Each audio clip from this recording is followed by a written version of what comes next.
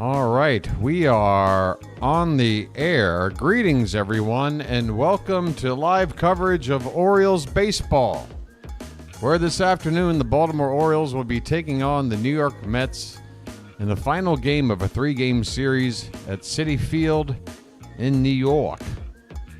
How you doing, everybody? It's your old pal, the BirdWatcher here, a.k.a. BW for short. Works for me. How you doing, everybody? Is this thing on?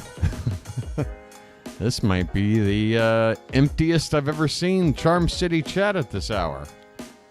I might have to make sure I'm even live right now. Hello. Ground control to Major Tom. Ground control to Major Tom, please. Sound off. All right. I exist. Fantastic. Hey, we've got people now filing in and saying hello. All right, I was getting a little bit worried that humanity had ceased to exist, which would really suck, considering how the Orioles are in first place and all. For this, for humanity to just up and go away overnight. But it is just after midnight for me, so I don't know what the hell's going on. Listen up, if you're brand new to the channel, you're probably not hearing my voice right now because there's barely anybody here. I tell you what, we're just going to have a chill afternoon. Look, the Orioles are going for the rubber game of a three-game series. We really need to win it. The next 7 games, we got 4 against the Astros, easily the hottest team in the American League right now, and then a 3-game series out west playing the Dodgers, who, have found their way right up there with the Phillies for the best record in the National League. So it's going to be a tough test for this Orioles team that, it's got a starting rotation. It's being held together with duct tape and twisty ties. It's tough. But I got some coffee here, and I'm ready to watch the Orioles win today. Cole Irvin has been recalled from AAA after having been DFA'd back right at the trade deadline in order to make space for some of these new arms that we got. Some of these really great arms like Trevor Rogers and Gregory Soto.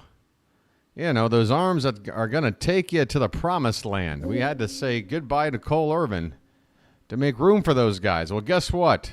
What goes around comes around. And Cole Irvin has come back. The prodigal son returns to start today's ball game against the Mets. 6-5 record, an ERA of 4.85, which isn't very good. But Cole Irvin can be pretty good. It went rough for him down the stretch there, and that's why I guess the Orioles felt he was the guy that deserved to get cut. But I'm happy to see him back, and I think this is an opportunity for the Orioles to maybe bump Trevor Rogers out of the rotation, and I'm going to talk more about how the hell we're going to do that.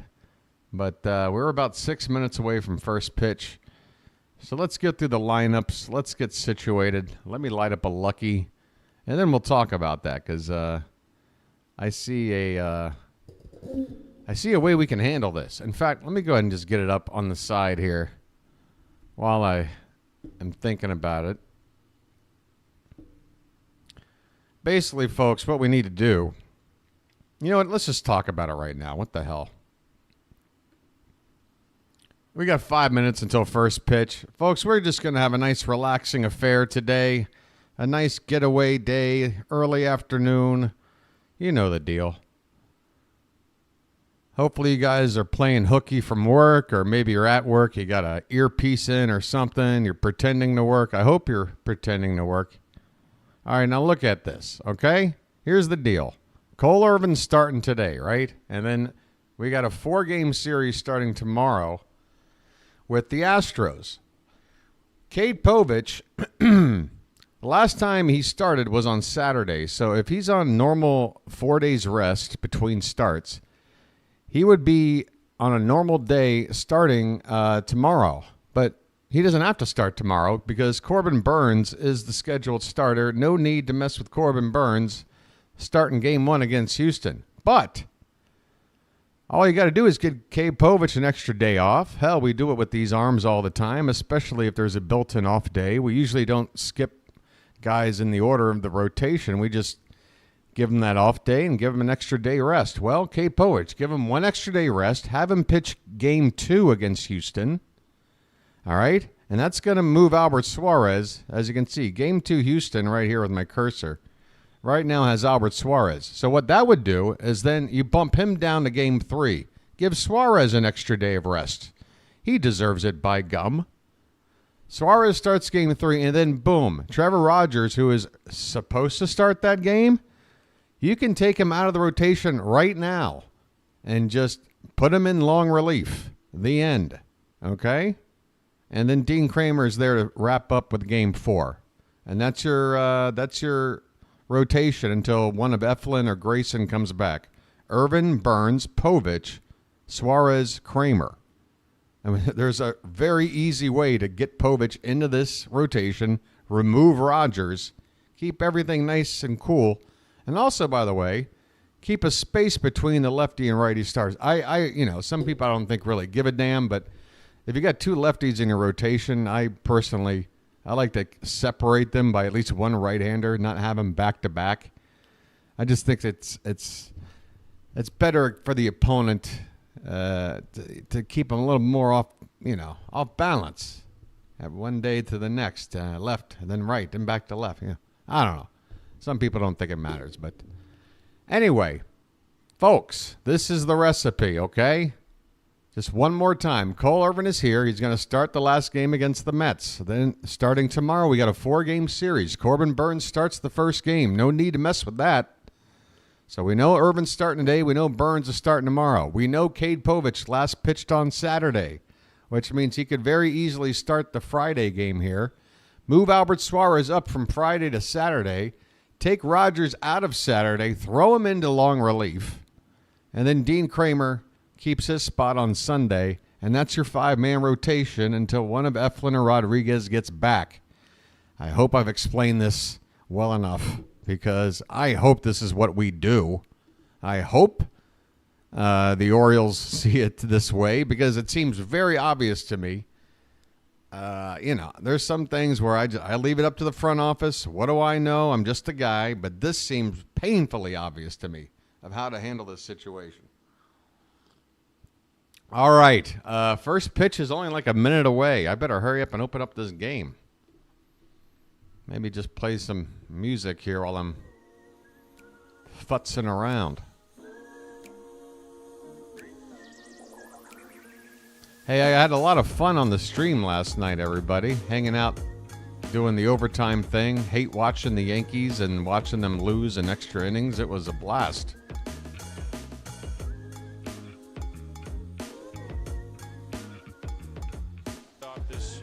Uh-oh, there might be some audio leaking through.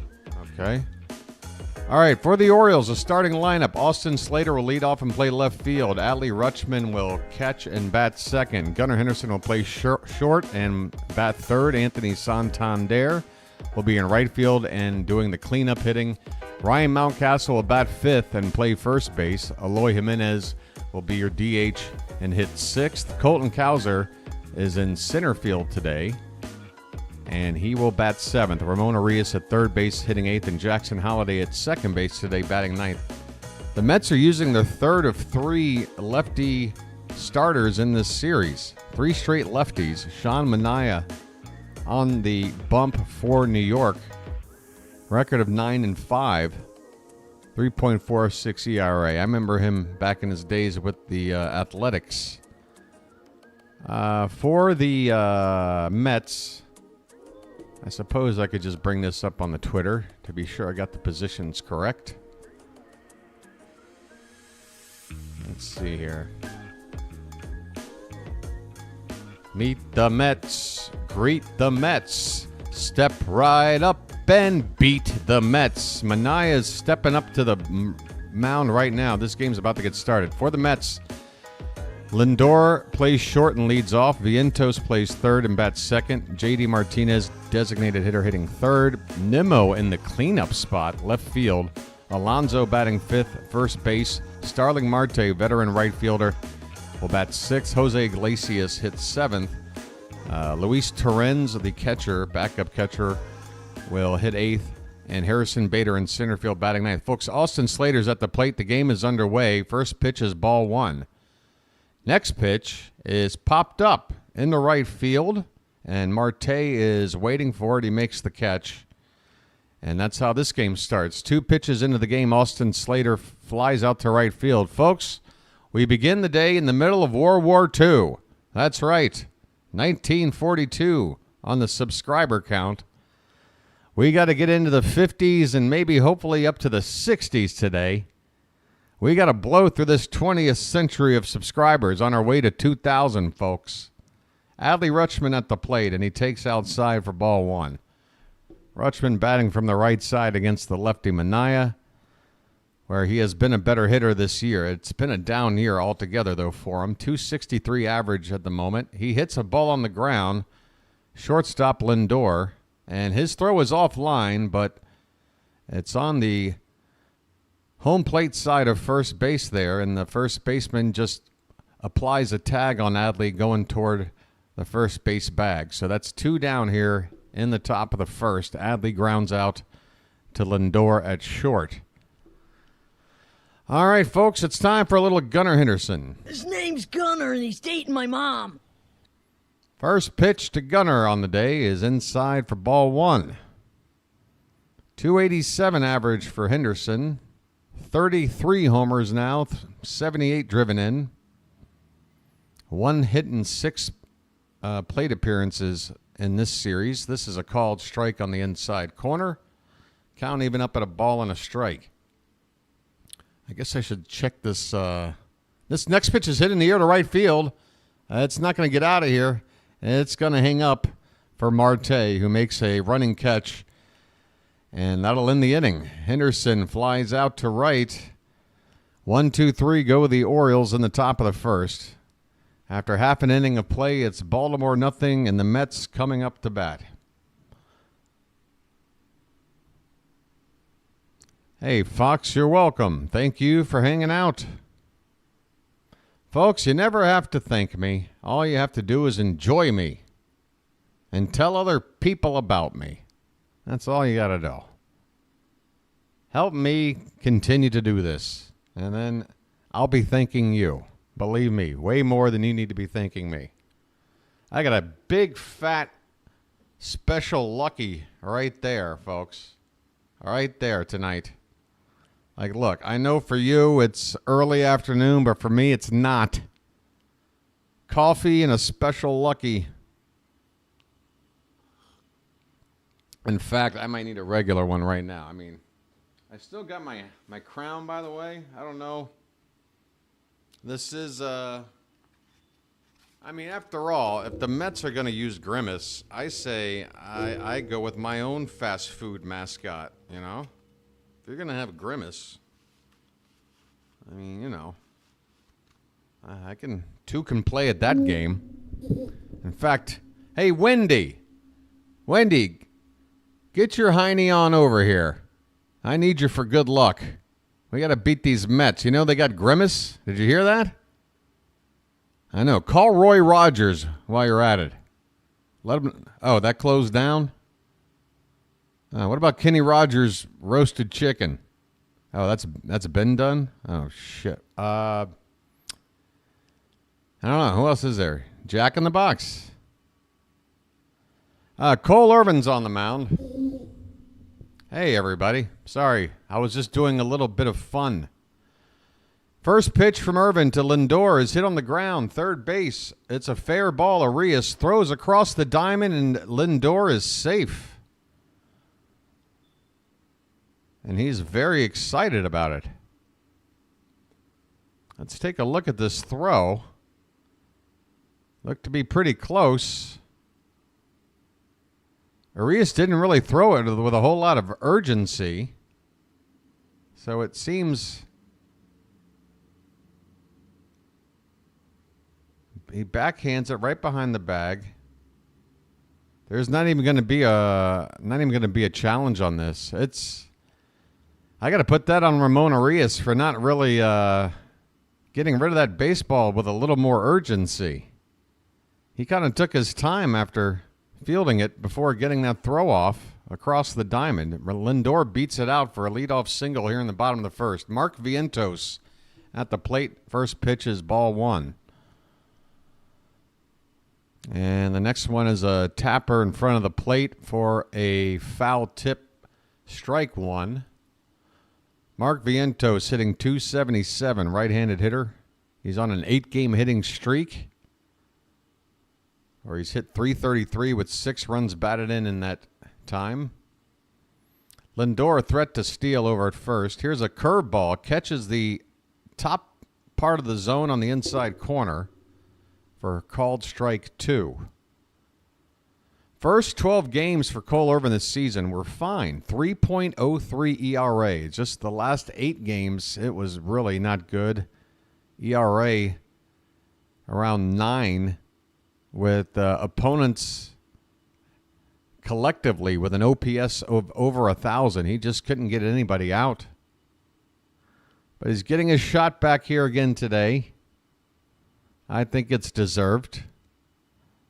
And he can make a statement here with a good outing today and try to bump Rogers out of this rotation. We have Lindor at first base, nobody out, the 1-2, and a swing and a miss as Vientos chases one way off the plate outside, strike 3. Well, y'all come back now, you hear? There we go. Not sure why Vientos went after this pitch. It started way off the plate and still remained way off the plate. 1 out, runner at first. Here's J.D. Martinez. And there's a breaking ball, and we get the call on the outside. That was about an inch off the plate. We get the call. Keep going back there, Mr. Irvin. J.D. Martinez hit a big home run in last night's ball game that got the Mets back in the ball game. Luckily, the Orioles were able to get a couple of runs back in the top of the ninth and finish off a 9-5 win in yesterday's result. Martinez hitting .256, 14 home runs now. 0-1 pitch is fouled back, 0-2. Folks, we're just getting started, and the Orioles begin the day a half a game in front of the Yankees in first place in the AL East, a record of 74-53. Folks, we've been playing pretty much 500 baseball the past 60 games, and here we are still in first place. That's a called strike 3? Are you kidding me? And then what happened to my... On an 0-2 pitch, Irvin hits the outside corner at the belt, and Martinez is caught looking, I believe. My stream just went out, and I don't know why. That is strike 3. Well, y'all come back now, you hear? That's right. Should I wear this awful Burger King hat just for the rest of my channel's history? Does anybody mind? I don't know why I put it on again. I don't know why I do the things I do. I don't know why. Brandon Nimmo's at the plate. There's 2 down now. So, wait a minute. Yeah, okay, it all makes sense. 0-1 on Nimmo, and the next pitch is a curveball. Was that not a strike? It certainly was in the zone. The catcher, Rutschman, popped up as if ready to throw down a second. Never did. That pitch should have been strike 2. It's 1-1 on Brandon Nimmo. 2 down, runner at first. This pitch is called a strike. Breaking ball on the outside corner. And the count now 1 ball, 2 strikes. 2 down here in the bottom of the first. No score. Brandon Nimmo has a 4-game hit streak going on right now. His average, though, just .229 on the season. Check on Lindor, who's back. The Orioles are wearing their road black jersey tops with the orange lettering, gray pants. Mets in their classic home white pinstripes. Check on Lindor. That's the second one from Irvin. So if he tries again and fails, Lindor will be given second base. Either way, Lindor, a bigger threat to run now. 1-2 the count on Nimmo. This one is fouled back off to the left. We'll do it again. Again, for the Orioles defensively, left to right in the outfield, Austin Slater, Colton Cowser, and Anthony Santander. Ramon Arias at third base, Gunnar Henderson at short, Jackson Holliday at second, and Ryan Mountcastle at first. Rutschman back behind the plate this afternoon after McCann caught last night. Here's a ground ball hit softly to the shortstop, Gunnar Henderson, who just touches the base and acknowledges Frankie Lindor coming down towards second base. Almost that scene out of Major League, if you remember, when Wesley Snipes tries to steal second base and goes into a slide and comes up a full foot short of the bag, and the fielder is just taunting him to just come in a little closer. Come on in. Come on, you can get here. And then just slaps a tag on him. Very, very similar to that with that play by Gunnar to get the last out here in the first. Folks, that was a long way to go to make a reference. One inning in the books, no score at Citi Field in New York. How's everybody doing? How's Charm City Chat doing? I haven't really checked in with everybody here. We got Book Doc, Goldman, Dale, Fox, Carrie, Janet, Matt, Gerald, Paul, El Duderino. Can I just call you the dude? You did tell me that I could call you El Duderino, but just the dude is okay still, right? Okay, Fox is here. Hey, Rob, Jonathan's back. Everybody should wish J.D. Martinez a happy birthday. All right. Happy birthday, J.D. Davis. Coldest edits. Baxter. Paul, did I get you already? Spurger King. Hey, Spurger King, what do you think of the hat? Remind you of anything? Hey, Sam. What's up, BirdWatcher? Hopefully the Orioles will win me some money today. All right. Well, if they do, you know where to put 10% of it. Put it back into the channel. Hey, King Trent TV, Ryan Lust, Kevin Booth. Dean Kramer right now getting interviewed by somebody as we're about to start the top of the second inning. Actually, Tony's already at the plate. We're going to have another one of these things where they're going to interrupt the actual game by splitting away with an interview. Santander is hitting .239, 37 homer. Is that 92 RBI? Is that right? Is he up to 92 driven in? Is he about to get to 100 like with a week to go before September? He's got a 2-0 count, folks, batting from the right-hand side. And that next pitch is right in there for a called strike. 2-1 the count on Anthony Santander. That's not a tater tot, that's a tater giant. That's right. Get them taters up in the chat, folks. You know what your job is. This one's fouled straight back. 2 balls and 2 strikes on Santander. So Dean Kramer getting interviewed, and as is normally the case when a player is getting interviewed live during a game, his teammates just off camera are absolutely pelting him with sunflower seeds, bottled water, and various other small objects. Poor Dean Kramer just getting abused on camera.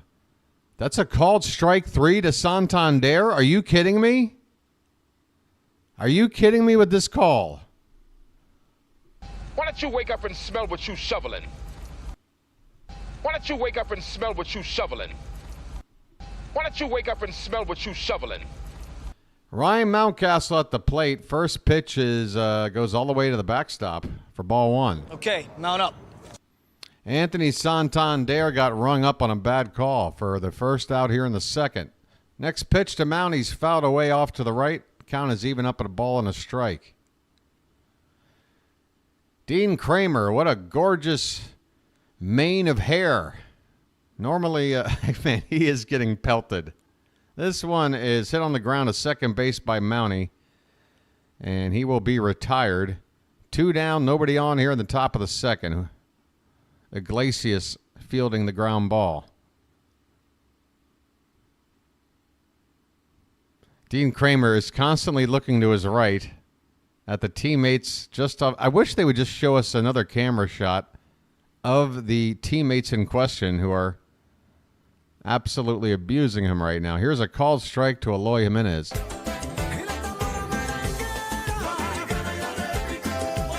Eloy Jimenez hitting .256. Next pitch is fouled away off to the right.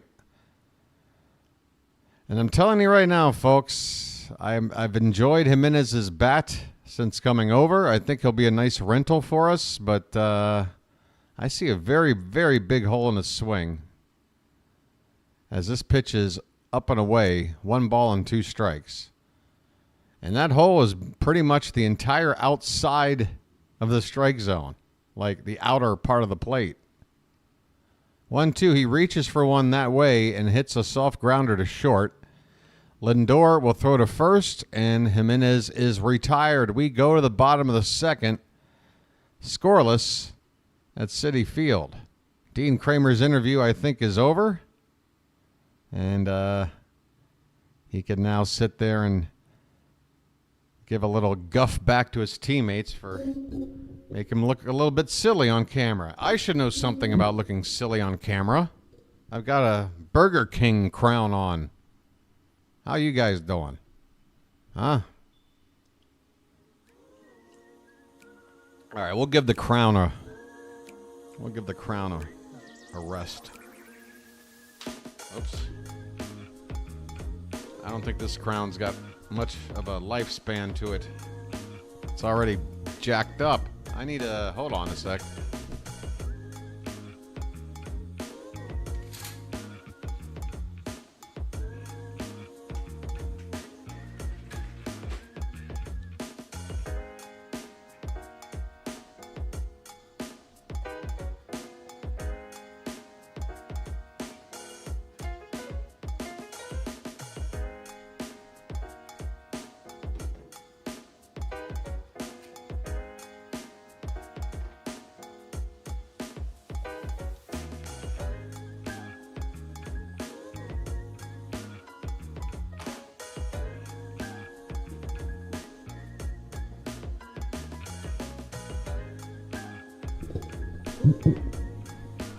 All right.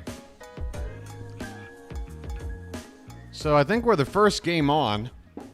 There might be another game starting like in the next minute or two, but yeah, not really much to check on scoreboard watching. We're really the only game in town to begin the day. But hopefully I'll remember to send you guys somewhere after this game because chances are somebody that I know will be streaming when this game ends. Okay, Pete Alonso leading it off for the Mets. First pitch from Cole Irvin is outside for ball 1. Alonso, 242 average, 27 homers, 69 RBI. This pitch is inside, and the count is now 2-0. That was a curveball. Took only 13 pitches to get through the first inning for Irvin. 2-0 is back outside now. Outside, inside, outside for a 3-0 count on Alonso. Don't throw him a 3-0 right over the plate. He will crush it. That is ball 4, not even close. Not sure if Cole Irvin's just not interested in pitching to Alonso or if he started this inning with a lack of command. Either way, we're going to have to watch closely here after a leadoff walk.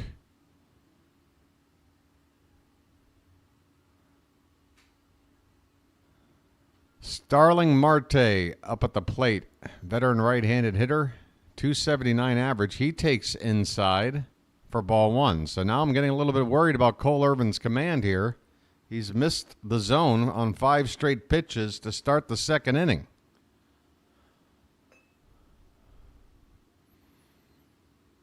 The 1-0 pitch, that has the zone. Middle of the plate, but at the bottom of the zone. 1 ball and 1 strike. Yeah, Edward, that's what I'm saying. You never know until the next batter in a situation like that. Was he pitching around him or was he losing command? That is a line drive base hit in left field, and that is going to be 2 men on, and Alonso is getting to third base, and we're going to nail him. Oh, doctor, what are you doing, Pete Alonso? Trying to go first to third. Austin Slater nails him. I couldn't believe it when he was doing it. I just figured maybe Slater had bobbled the ball or... But yeah, this is a base hit to left, and Alonso trying to go to third, maybe 30 yards away from where Slater fields the baseball. Slater fires in and nails Alonso. 1 out with a runner at second base as Marte takes second on that throw. Here's a breaking ball to Iglesias, who's up, and that pitch was outside, but it's called a strike. 0-1 the count.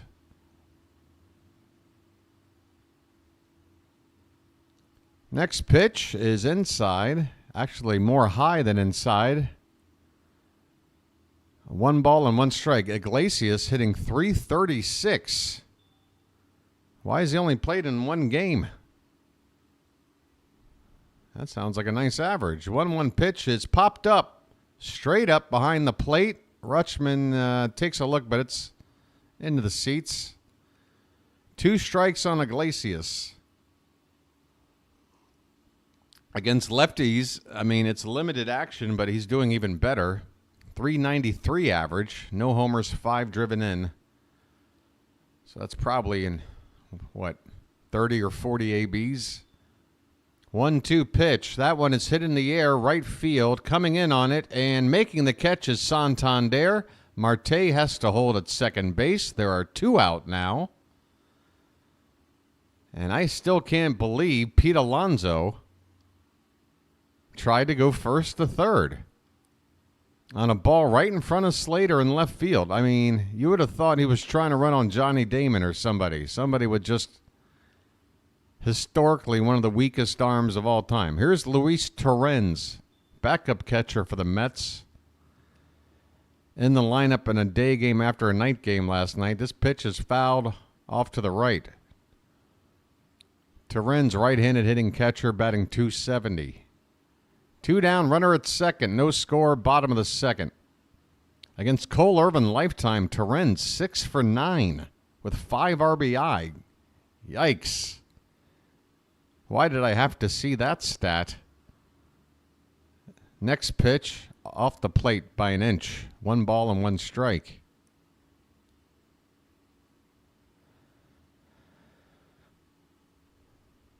Marte at second base with 2 down. The 1-1 is high, maybe an inch inside as well. 2 balls and 1 strike.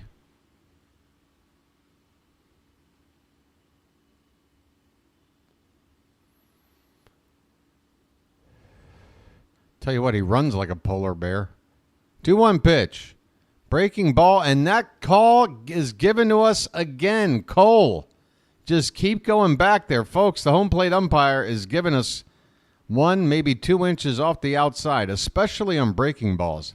If you throw it straight right there, he'll call it a ball sometimes, but if you throw a breaking ball that comes back, it doesn't have to come all the way back. He'll give you 1 or 2 inches. This pitch is well off the plate outside. The count has run full. The count has run full on Luis Torrens up there with 2 down and a runner at second. 30th pitch of the day from Irvin is a breaking ball. Tries to go again to the outside, but too far outside, and that's ball 4. Ball 4, and I wonder if Cole Irvin is aware of the history he has with this guy. Again, 6 for 9 lifetime with 5 RBI. That'll bring up the number 9 hitter for the Mets. 2 down, 2 on. Harrison Bader. .257 average, 8 homers, 41 driven in. He's 0 for 5 in this series.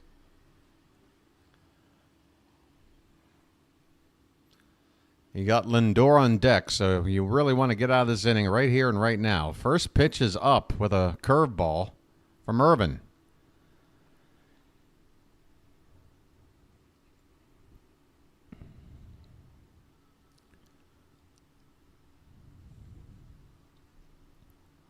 Irvin looks back at second. Now a pitch, and that is outside, 2-0. Folks, I'm starting to sweat. Starting to get the sweats here. 2-0 with the base. Oh, bases aren't loaded. What am I talking about? First and second, though. What I'm worried about is Lindor getting up in the inning. 2-0 pitch. That is outside. Did he go? No, on a check swing appeal. So it's 3-0 now to the number 9 hitter after already walking the last guy. Irvin is getting himself into big trouble here. Needs to come up with something on 3-0. The pitch, that's a called strike. 91 on the outside part of the plate. Oof, what was that? Yikes. What do you call that? Indigestion? I might have had indigestion just now. 3-1 pitch. That one is hit on the ground to short. Gunner goes to second for the force, and the Orioles get out of the inning. Cole Irvin. He pumps fists with Adley and shakes his head. He knows he gave up a couple of walks in the inning and made it a little more scarier than it needed to be. But we get out of it. We head on to the third. Still scoreless between the Orioles and the Mets. Meet the Mets. Greet the Mets. Step right up and beat the Mets. Cheat the Mets. Cleat the Mets. Step right up and beat the Mets.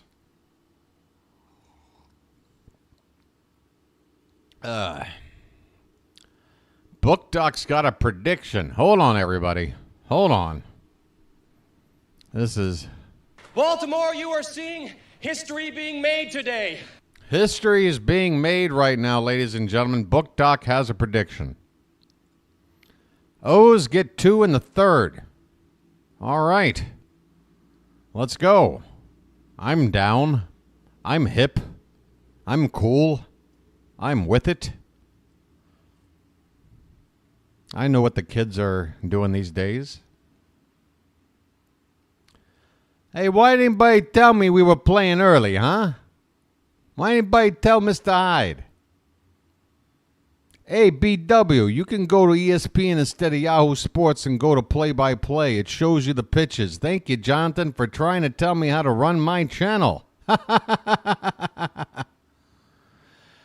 Hey, Edward, how you doing? Dale, Matt, Janet, MG. Jonathan, just to let you know, I'm not trying to make fun of you. It's just I have a reason for using this page.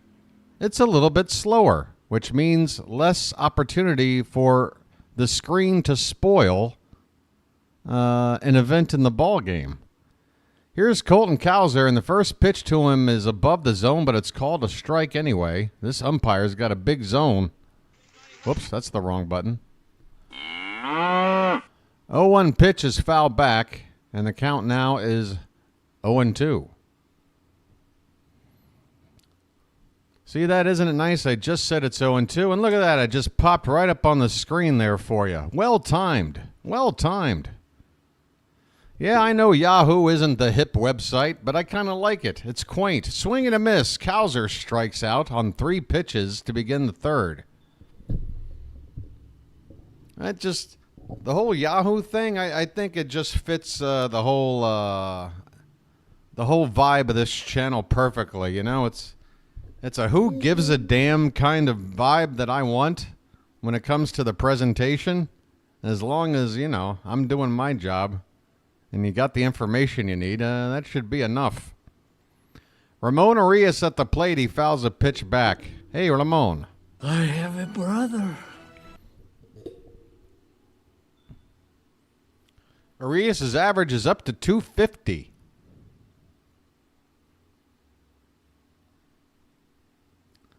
Next pitch is high, 1 ball and 1 strike. Oh, that's right, yeah.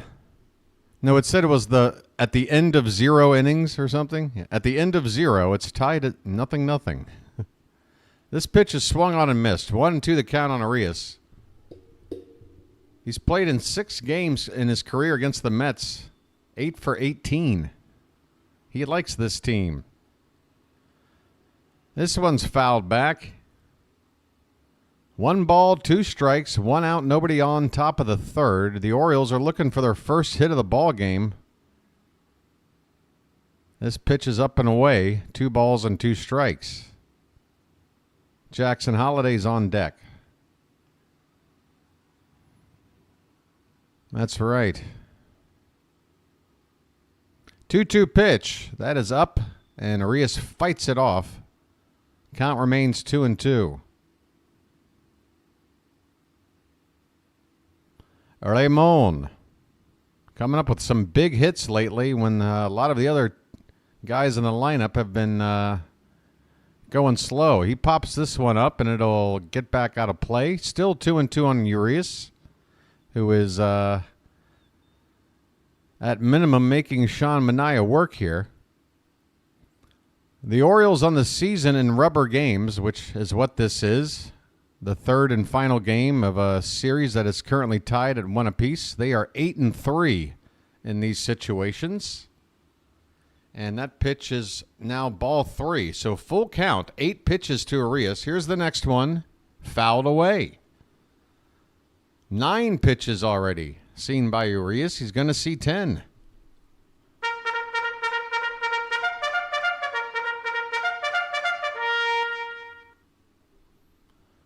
All right.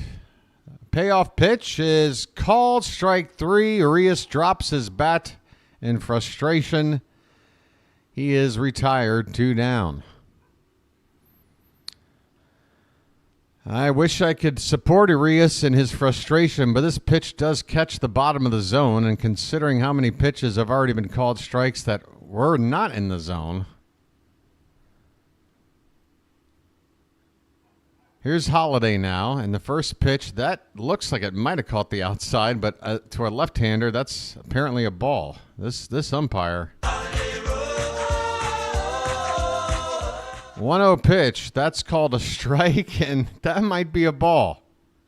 Folks, I'm telling you, everything that's borderline, you don't know what's going on. Jackson's 0 for 7 in the series, by the way. He fouls this pitch back.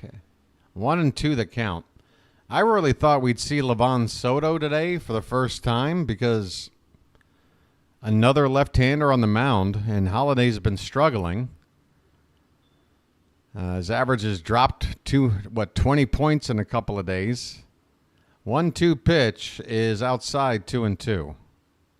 Way outside.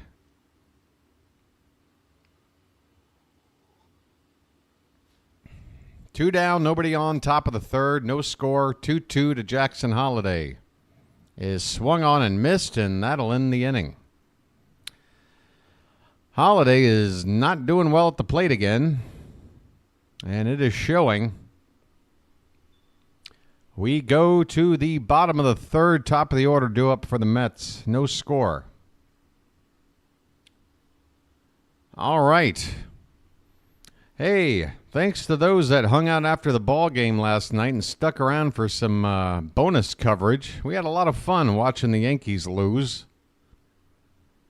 And then I had a chance to go back and watch some of the Yankee play-by-play YouTube streamers call that last inning where the Guardians threw 6 runs up on the board and the Yankees just absolutely collapsed. It was beautiful. It was poetry. Yeah, I mean, when are we ever going to... I mean, I'm not sitting here thinking Livan Soto is the answer to anything, but, I mean, you brought him up to the team. He should give somebody some rest. Ramon Arias is swinging a hot bat. I don't want to see him out of the lineup, so if there's anybody that makes sense, it's Jackson Holliday facing a 3rd straight left-handed starter who's also struggling right now. So if Soto's not going to start this game, I don't know when we'll ever see this guy.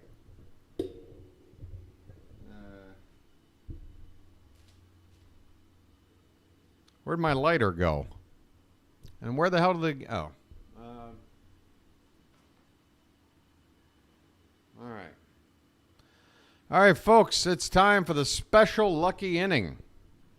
This inning brought to you by Dickens Cider. I'll do an ad read in a little while.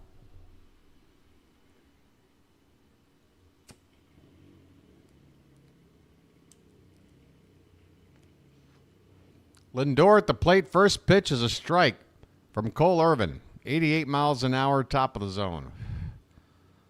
Lindor led off the bottom of the first with a base hit, and he takes all the way. Very peculiar. Lindor, I think he wasn't ready for the pitch. It wound up being outside, so he's not upset about it. The count is 1-1. Next pitch is hit in the air, right center field. Going back, looking up, and that ball is gone. Francisco Lindor hits a solo home run to right field, and the Mets have taken a 1-0 lead in the bottom of the third. Oh, this joint hasn't helped.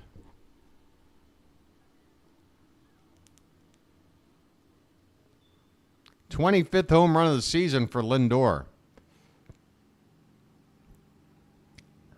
So he's already got 2 hits in the game and drove himself in. He's done more by himself than the Orioles offense has done as an entire team so far in this game.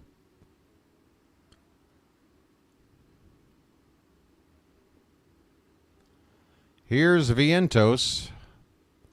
Base is empty, nobody out, and a curveball clips the top of the zone for a called strike.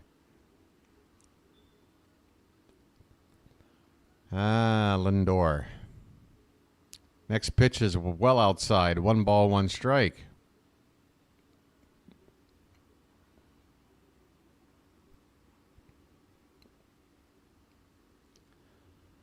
One pitch from Irvin is outside. 2-1. I have to wait. I can't tell with this umpire.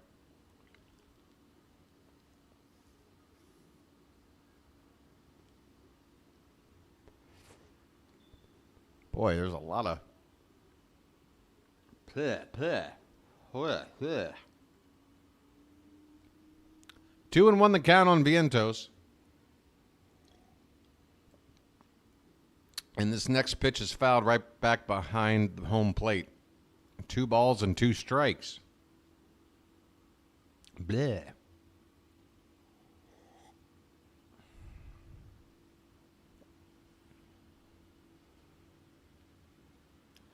Here's a breaking ball that's fouled away. Still 2-2 on Vientos. In the bottom of the third, a run in for the Mets now. 1-0 New York on a solo home run from Francisco Lindor, leading off the inning.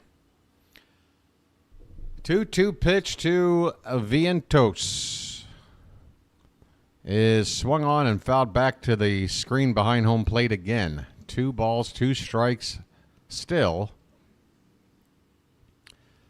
And Cole Irvin's pitch count's starting to become a problem here. He's basically leading off the third with 44 pitches, despite the fact he's already given up a home run. He's got a 2-2 count, and that is ball 3 outside. Irvin, I think, is aware that he's getting that outside call, and now he's trying to go a little further out. And he's got to just stick to that spot. Payoff pitch. That one is drilled. Left field down the corner, but it hooks foul. Just barely hooks foul. That ball was hit on a line down the left field line. Full count on Vientos. Payoff pitch. Swung on a comebacker. Well, it gets past Irvin's glove, but Henderson backs him up, and he'll throw out Vientos. So 1 away here in the bottom of the third on a ground ball to short.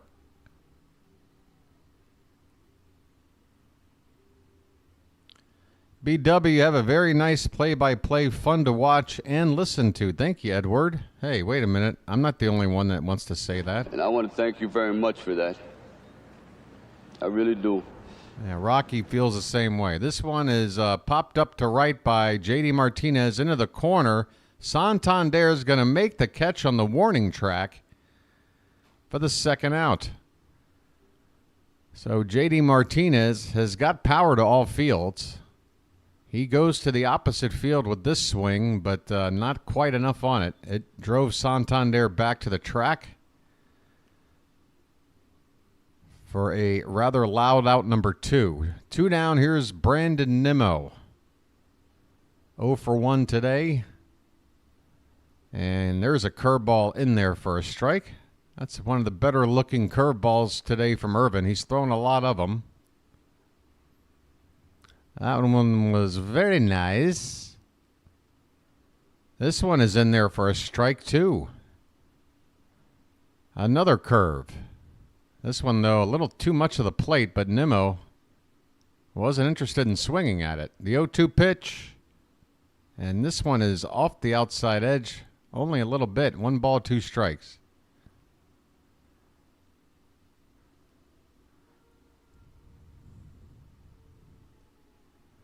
Irvin's 1-2 is popped up on the infield.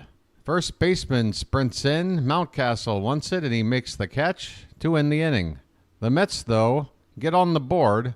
A solo home run, leading off the inning by Francisco Lindor, his 25th of the season. After 3 innings, it's the Mets 1 and the Orioles nothing. Top of the order due up for Baltimore. We haven't done a damn thing. I mean, 3 innings, 9 batters. You do the math, folks. Where's the offense? I repeat, where is the offense? Somebody help me find them. I don't know where they are.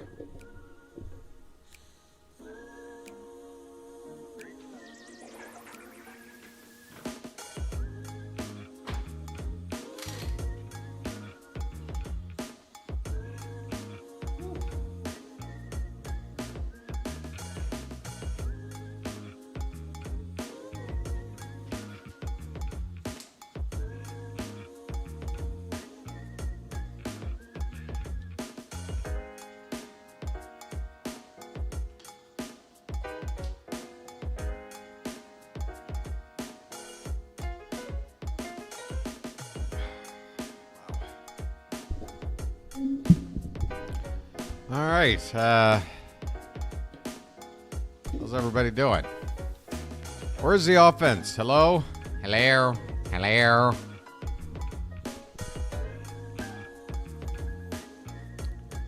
Looking for some offense. Anybody?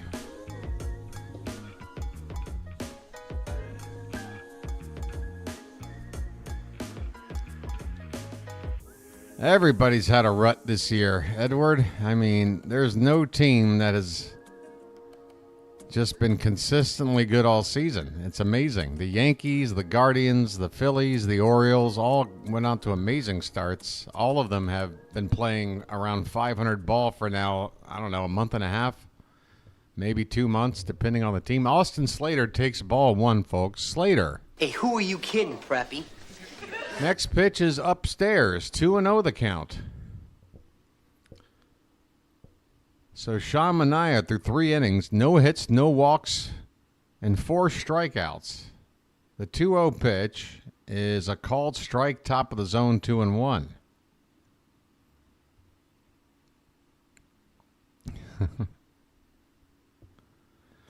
The 2-1 is swung on and missed.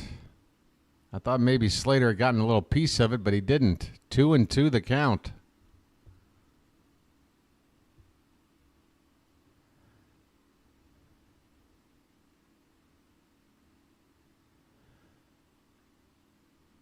All right, here comes the 2-2, and this one is fouled behind the plate. Still 2-2 on Austin Slater, leading it off here in the top of the 4th. Again, the Orioles, first trip through the order, nothing happening. So Everybody coming up now will be 0 for 1.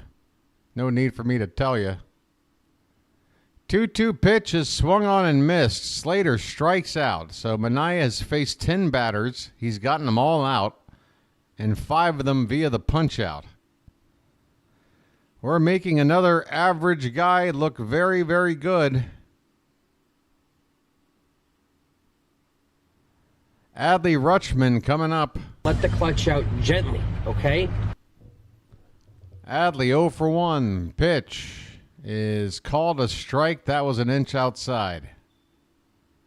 But at this stage, I really can't knock the ump. He has established that that is a strike. Next pitch is inside. 1 ball, 1 strike. Hey there, Eric.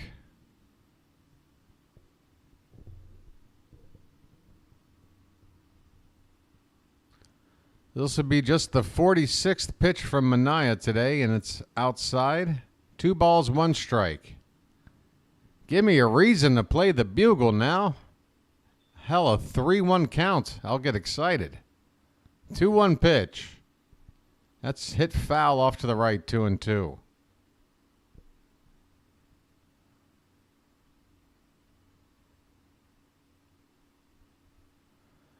Folks, if you're just joining us, it's 1-0 Mets here in the final game of a 3-game series, tied at a game apiece. The Orioles have yet to get a base runner. We're with 1 out here in the 4th.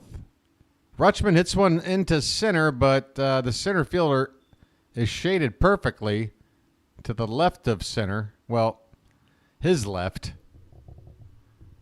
More toward right center field to make the catch. 2 down. Rutschman flies out for the 2nd out in the 4th. Gunnar Henderson coming up. His name's Gunnar, and he's dating my mom. Good Lord. Come on. This game's like half over. We haven't even gotten the guy on base. Let's go. Gunnar swings and misses.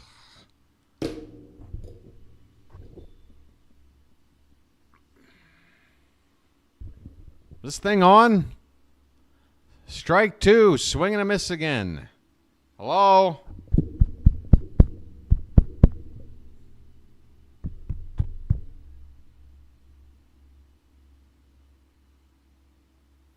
Oh, and 2 the count. 2 out, nobody on, top of the 4th. The pitch. Swing and a miss. Wow. That's 12 up, 12 down for the Orioles offense. And the 12th guy was Gunnar Henderson, striking out on 3 pitches and looking not good at all. Wow. Okay. All right. Folks, I think it's time for a reset.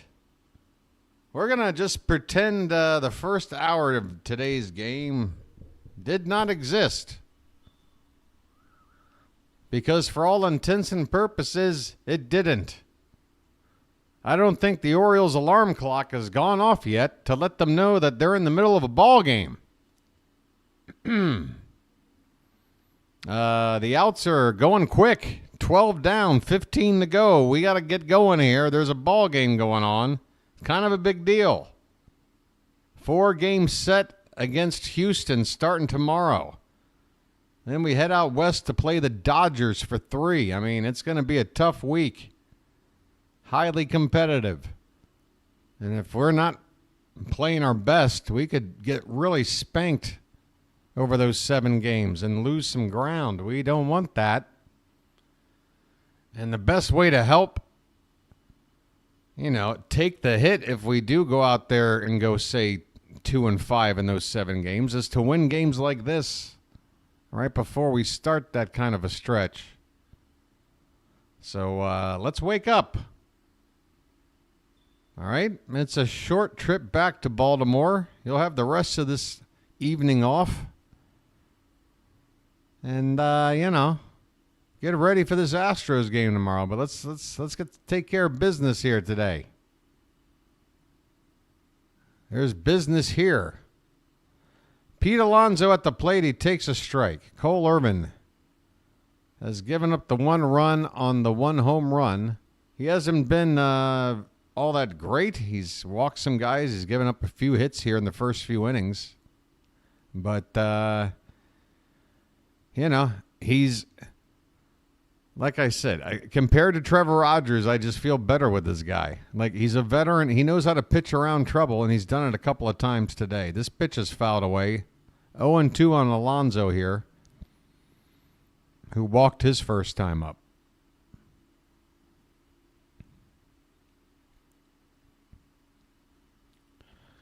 Here comes the 0-2, and that's popped up. Going out is Mountcastle onto the outfield grass. First baseman makes the catch. 1 out in the bottom of the 4th. Early Bird Saturdays at Oriole Park. Enjoy happy hour, live music, and more. Gates open 2 hours before first pitch. So come on out and get hammered and listen to some, some music. Starling Marte fouls a pitch back behind the plate, 0-1 the count. Marte singled back in the 2nd. It should be 2-0 Mets. They screwed up Pete Alonso trying to go first to third. Messed up an early rally in the ballgame. This pitch is up and in on Marte. 1-1 the count. He had to turn out of the way of that pitch.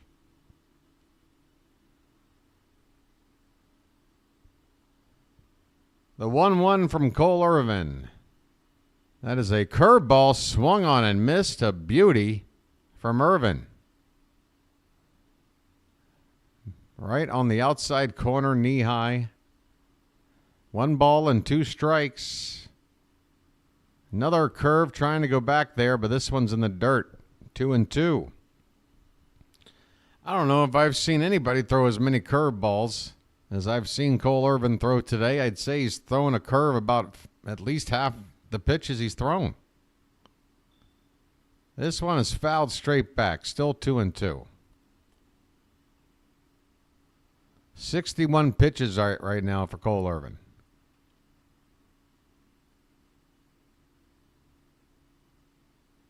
"30 strikes, 31 ball." No, that can't be right. Is that what it is? Has Irvin thrown more balls than strikes? It's now a full count on Marte. Wow, if that's true. That really shows you how Irvin is able to somehow pitch around some pretty ineffective stuff. Here's a curveball hit on the line to third, caught by Urias. All right, Ramon, nice reaction there. It's all in the reflexes. Besides that, it's all in the reflexes.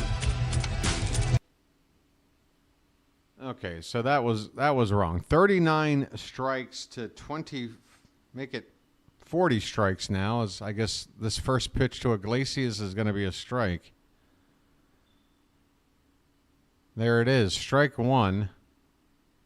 Well, this might be behind. Either way, we got 2 down here in the bottom of the 4th. Base is empty. The 0-1 to Iglesias is in the dirt outside. 1 ball, 1 strike. I mean, it's hot in here. What is going on? I need a cold drink. I can't drink hot coffee late at night after taking a nap. It gets, I don't know what it is. It gets me humid or something. 1 ball and 2 strikes. I don't like being on camera all the time.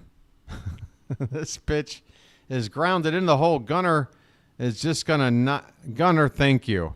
Ladies and gentlemen, Gunnar Henderson.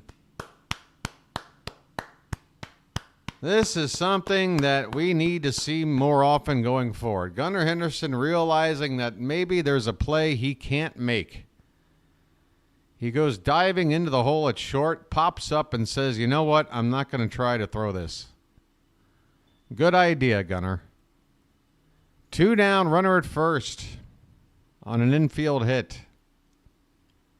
Luis Torrens is at the plate. He walked his first time up.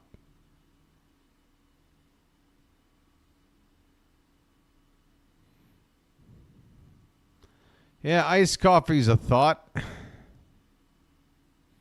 But, you know. I took a nap before calling the game tonight.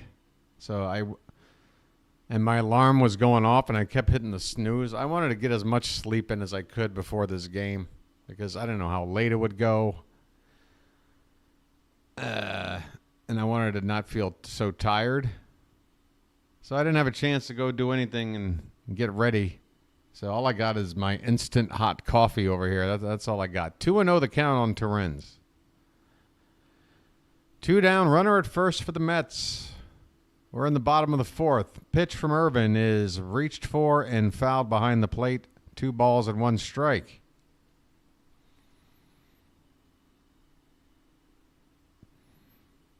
Eflin's been a great pickup. It's been an unfortunate loss. Hopefully not going to be more than a couple of weeks. My game just froze. Oh, man. I really am not in the mood.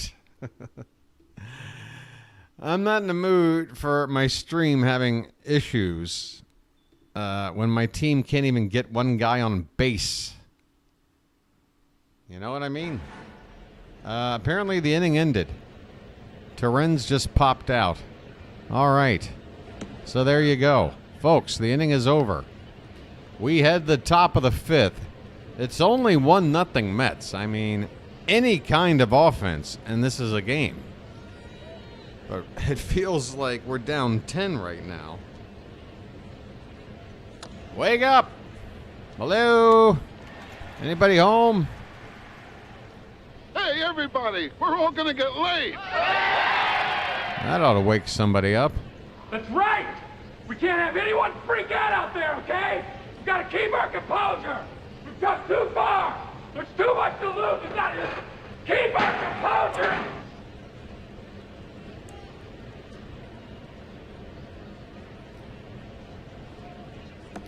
Hi, if you're new to watching my channel, thanks for finding it, and I hope you enjoy the content. Please consider subscribing to the channel and join this great community we got going here. I'm BW. I call Orioles games. What are my qualifications, you ask? None. Why do I do it anyway? Because I love it, and I think I'm pretty good at it. So think about subscribing and help this channel grow and stuff. Thanks. All right, Anthony Santander is going to lead it off. I offer you the opportunity to join me in glorious battle. Wait a minute. Oh, I got the volume up. Oh, no. Somebody got to tell me that. Oh, boy. I had some volume leaking through there, folks. Thank you, David. I caught it. Here we go. First pitch to Tony is a called strike. That's 2 inches outside. No. Not like this. Not right now. 0-1 to Tony is hit in the left field. That is, what is it? It's foul. Ah, Christ. Hit hard down the left field line, foul. 0-2 on Santander, leading it off in the top of the 5th. Pitch, pop foul behind the plate. Tony's going to put in a tough AB. Tony's going to say, you know what? I'm sick of this. I am going to stay up here until I get a hold of one. I've had enough. 0-2. Pop foul behind the plate again. Man, I tell you what, Santander is in the absolute prime of his career, and it's a pleasure to watch. The 0-2 is off the plate outside. 1 ball, 2 strikes.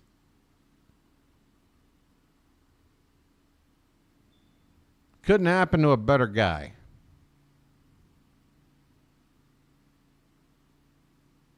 The 1-2 to Tony is, well, that had the plate. It was just below the zone, apparently. And apparently there's a moth flying around me out here now. That's the last thing I need. Now I got some Thailand moth buzzing around me in the middle of the damn broadcast.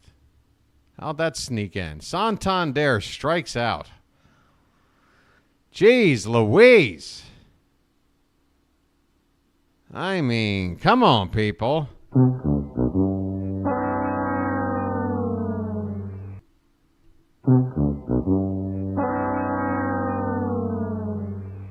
One out.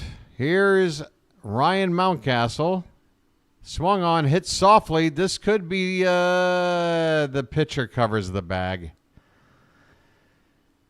Hit softly on the first base side. The pitcher, Manaea, who's pitching a hell of a game here, is able to break to the bag at first and cover. And Mountcastle grounds out. There are 2 down in the 5th, and we haven't gotten anybody on the damn base. Eloy Jimenez is up.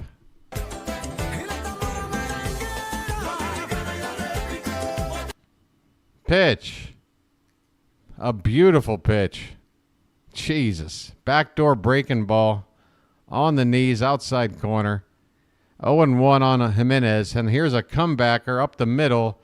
The second baseman will field it on a bounce throw to first. Alonso keeps his foot on the bag, and the Mets are doing everything right now for Sean Manaea.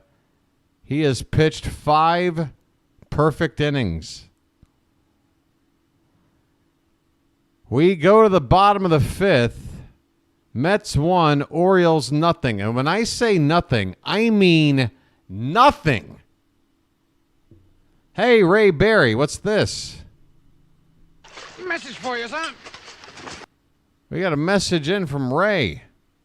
After last night's double duty performance, you deserve it, bud. A $10 super chat from Ray. Ray, you're the bee's knees, my friend. You are the cat's pajamas. You are a scholar and a gentleman. And I want to thank you very much for that. I really do. Cheers, Ray. I tell you what, it's pretty much triple duty, Ray, because this is pretty much the same day. This is a midnight game of the game I called this morning, which was your game last night. I tell you what, your boy's going to need this day and a half off or whatever before the next ball game. Tell you what, folks, after the Mets bat in this 5th inning, I got word that a friend of mine over here, sitting not too far away from me, might want to show up and make an appearance during this broadcast today. Oh, a buddy of mine you might know.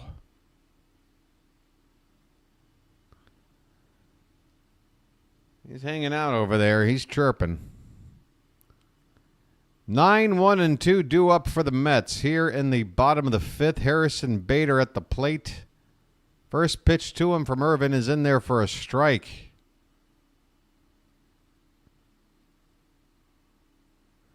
Bader's 0 for 1 today. Grounded out into a fielder's choice back in the 2nd. Next pitch is low. 1 ball, 1 strike.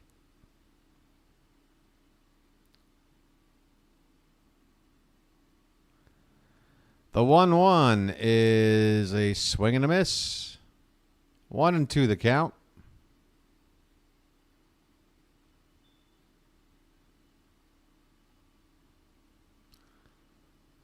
Pitch number 75 on the day from Irvin. And that is a curveball fouled away off to the left. Still a ball and 2 strikes on Harrison Bader. Somebody predicted a no-hitter with facing 3 straight lefties in this series. Why do the Orioles always do bad against left-handed pitching? There is, what happened here? That hit him? That must have hit him. I looked down at a chat. Yep, that went in and got Bader up on the back of the shoulder, it looks like. Back of the front shoulder. So Irvin hits the leadoff man. That's never good, especially now with Lindor up next. Lindor 2 for 2 today. And he's driven in himself with the home run for the only offense in this ballgame. First pitch is outside for ball 1.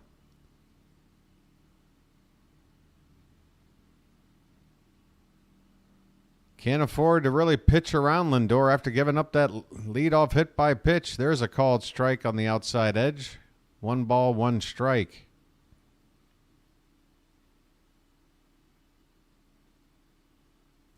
Yeah, that's not outstanding, Michael, but, you know. There's a called strike. 1-2 the count on Lindor. You know, 35 game sample size. They could potentially go 16-19 in another stretch. They could maybe go 22-14 in another. You know what I mean? I don't know. Yeah.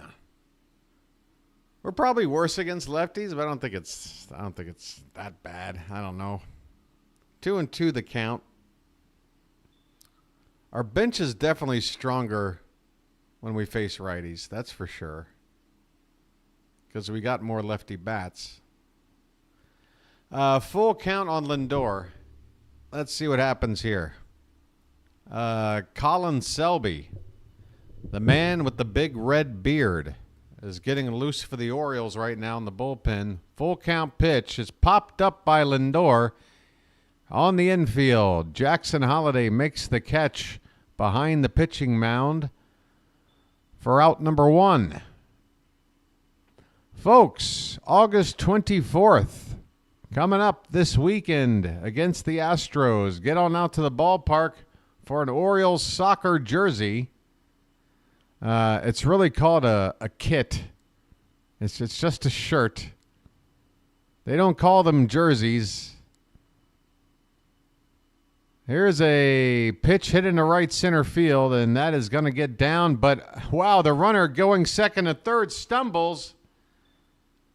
He does eventually make it to third base. Is that Harrison Bader? Wow, Bader started doing cartwheels going into a barrel roll nearly, trying to get to second to third. But he does get there. So there's runners now at the corners with only 1 out.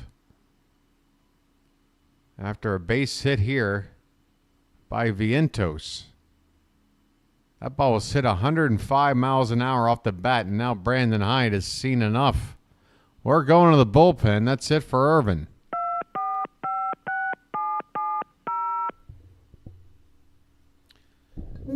I mean,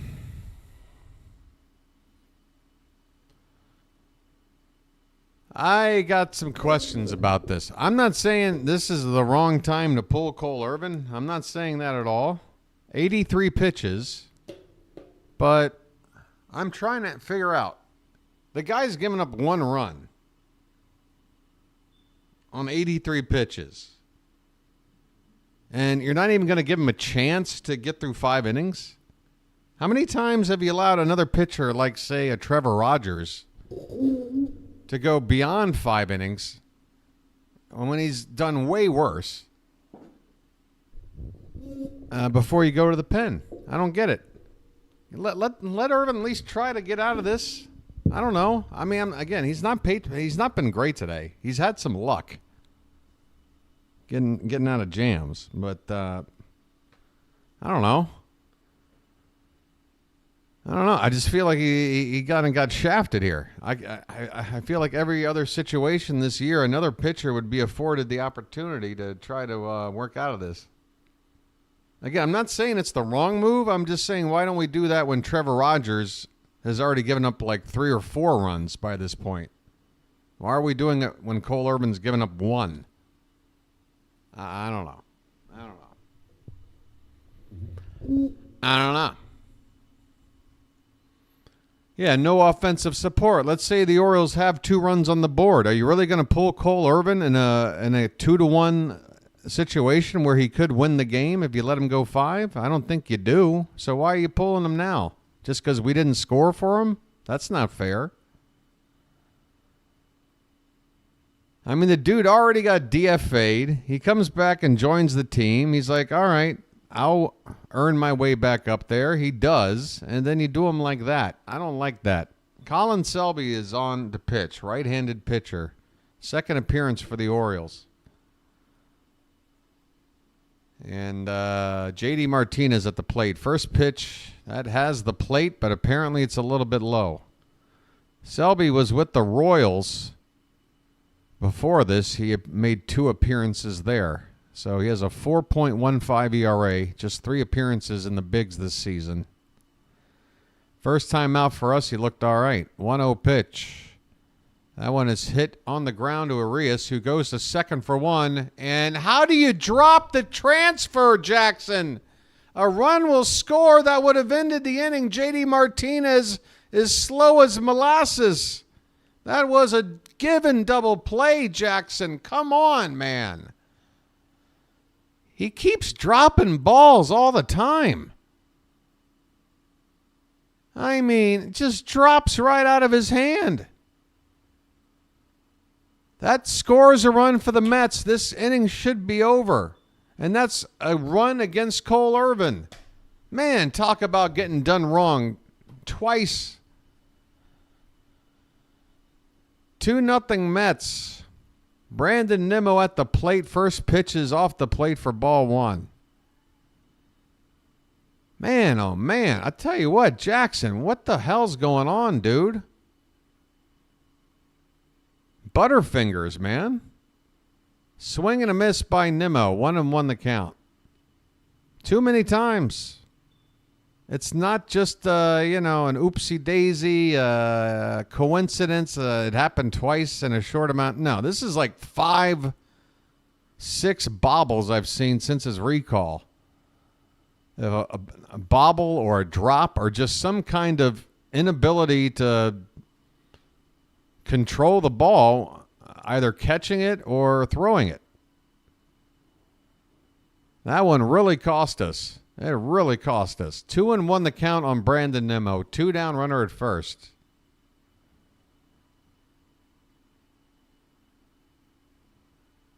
The pitch is a little bit high. 3-1 now. Not a bad pitch from Selby, just a touch above the zone. Pete Alonso waiting on deck. This is getting into. Yep, that's ball 4. This is getting into worry time here, folks. Now there's 2 men on base, 2 down, a run already in.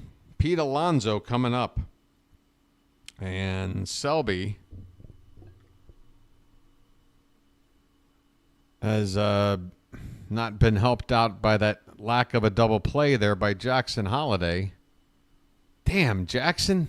God, it's just the worst timing for that. Alonso at the plate. The pitch is in there for a strike. But, I mean, to be fair, folks, at this point, if we can't get one goddamn base runner on, what does it matter? We're down 2 runs. Oh, my God, we got to wake up. Here's the 0-1 pitch to Alonso. That one's a bit inside. 1 ball and 1 strike.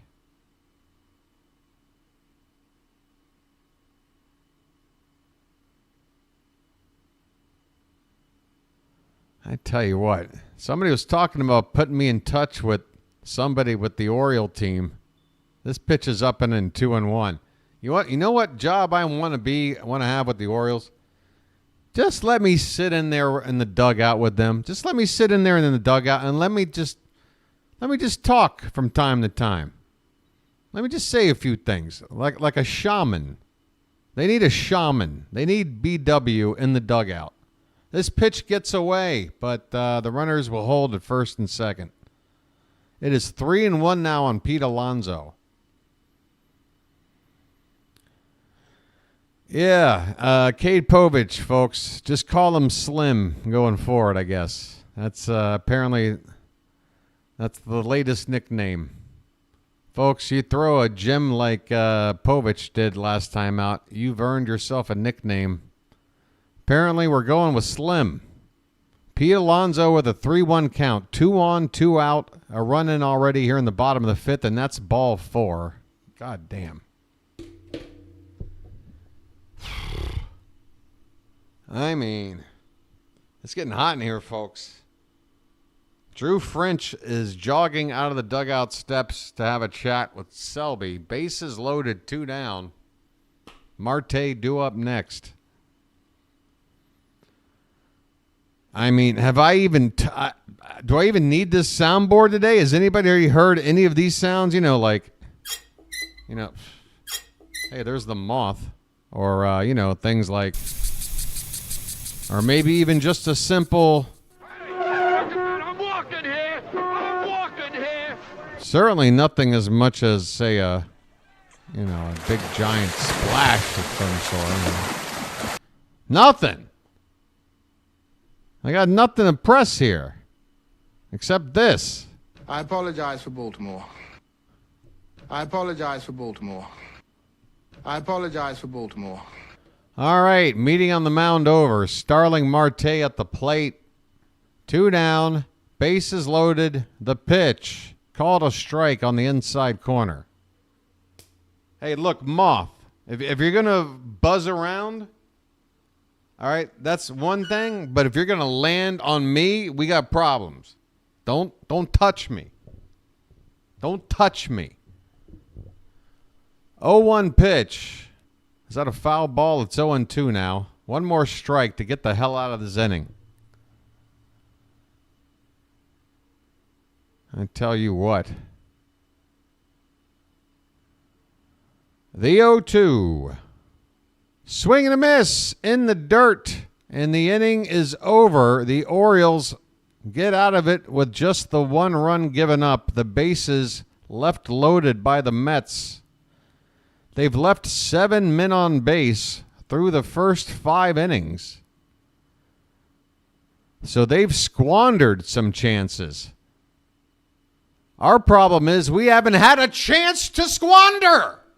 Can we have a chance to squander? We can't squander a chance until we have a chance to squander. I've had enough.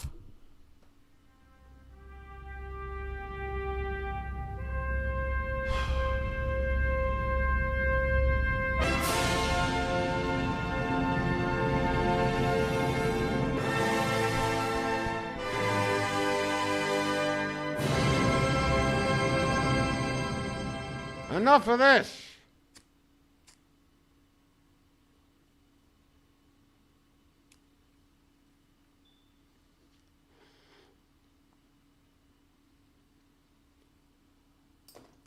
I didn't sign up for this. I ain't calling no perfect game against us, all right? I didn't sign up for that. I'm telling you right now. I planned on keeping a library for the history of mankind as long as we got internet or whatever, and there's such a thing as YouTube. I plan on having a free and open library of all these games called for people to reference for years down the road. What if we do win the World Series this year? Can you imagine how special it would be to have a collection of all the ball games of the 2024 World Series winning Orioles at your fingertips? Go back and listen to every game, every pitch, BW on the call. But I'm telling you right now, if we can't get a goddamn base runner in this ball game, I'm not going to keep this game in the archives. This one's going in that special vault where they put all the bad Disney movies. Here's Colton Cowser. Let's do something. Jesus. First pitch is foul back. The next, inside. 1 ball, 1 strike. Bottom of the order here for the Orioles. Sean Manaea. Everything's perfect with 7 strikeouts through 5. This pitch is a called strike. And right now that home plate umpire is giving Manaea everything that's close because he recognizes the situation here. The 1-2, that is a check swing foul, and we'll do it again.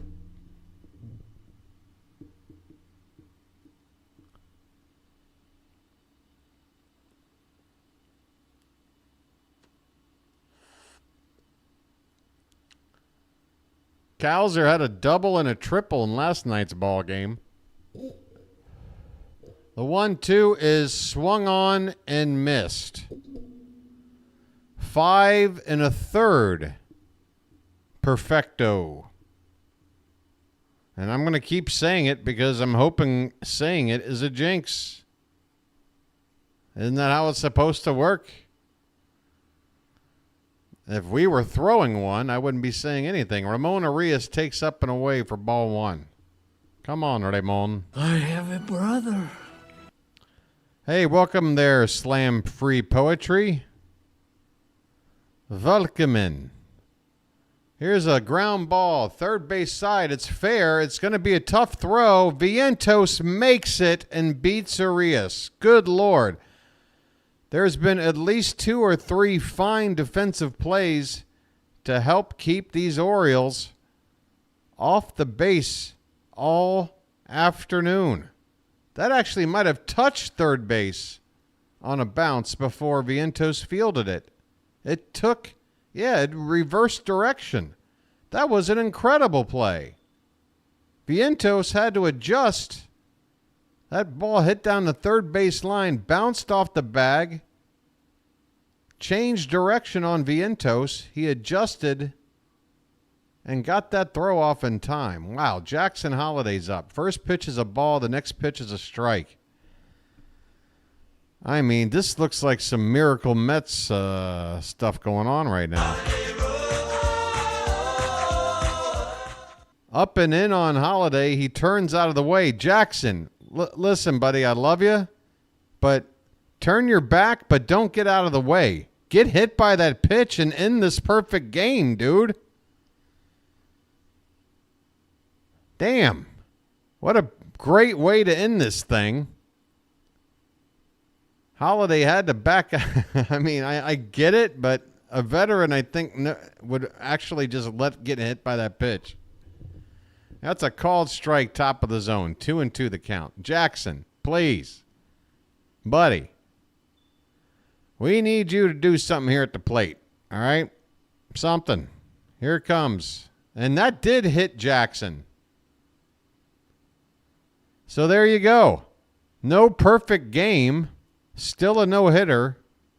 We have a base runner. Ladies and gentlemen, folks.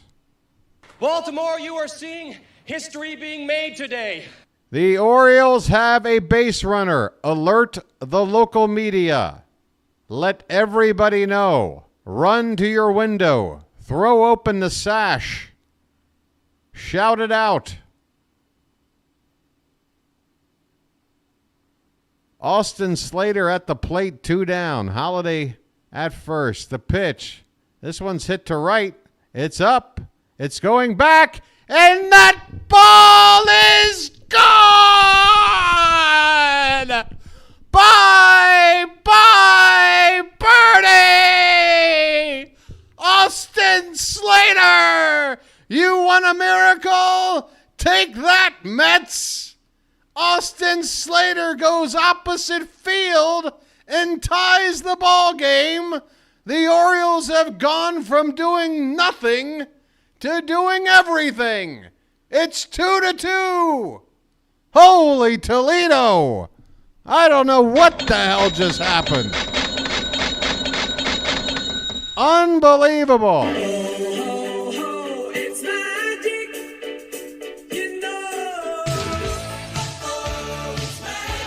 Adley Rutschman at the plate. He takes a called strike. Next pitch hit on the ground.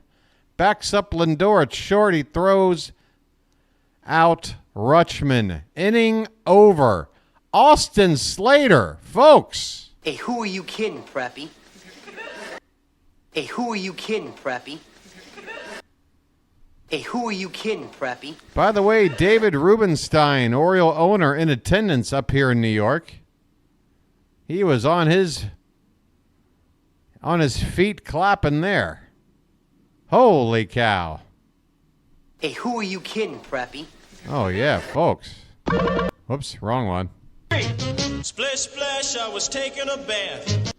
I tell you what. Splish, splash, I was taking a bath. Splish, splash, I was taking a bath.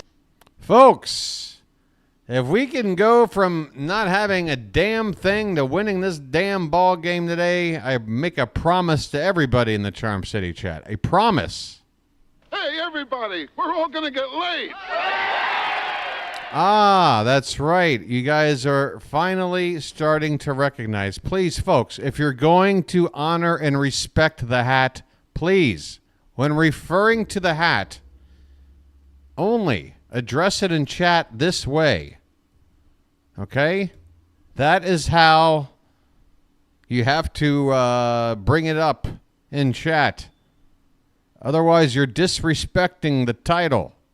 It is the hat. No, not hat. Not capital the, small hat. No, it is the hat. Please, folks, we got to get on the same page, or else the hat will not do thy bidding. I didn't make the rules. Don't blame me.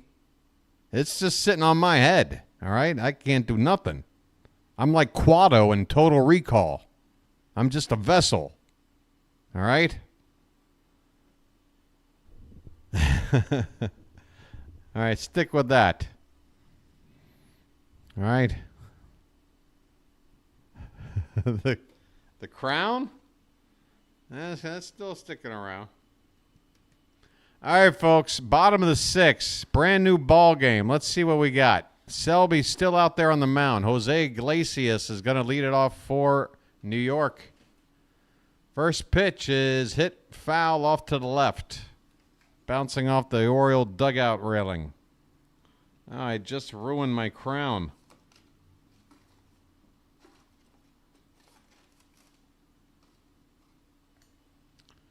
The 0-1 pitch is low and away. 1 ball, 1 strike.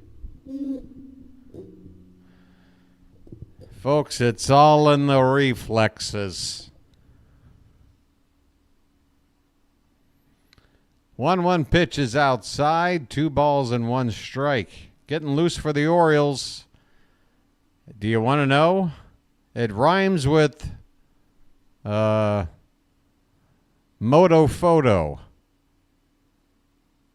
This one's hit on the ground, fouled on the third base side. 2 balls, 2 strikes to Iglesias, who is 1 for 2 today. Selby.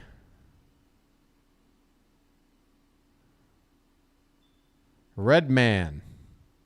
He just hit Iglesias with the pitch. Man, God. Ah. Another hit batter.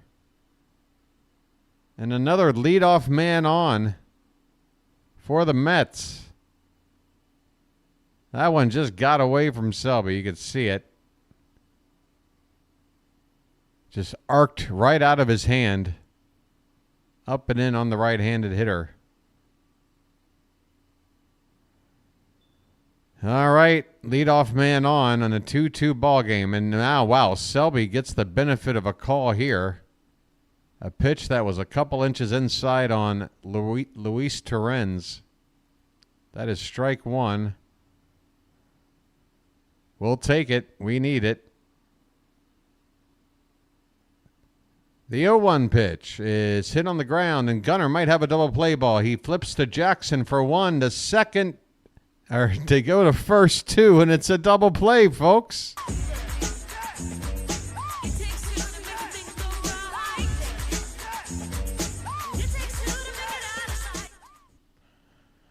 I'll tell you what. 2 down, bases empty. Harrison Bader, the number 9 hitter for the Mets, at the plate, and he looks at a pitch low for ball 1. Selby trying to get this game to the 7th after coming on in the 5th to replace Cole Irvin. The 1-0 is in there for a strike. 1 ball, 1 strike. That was 95 on the gun.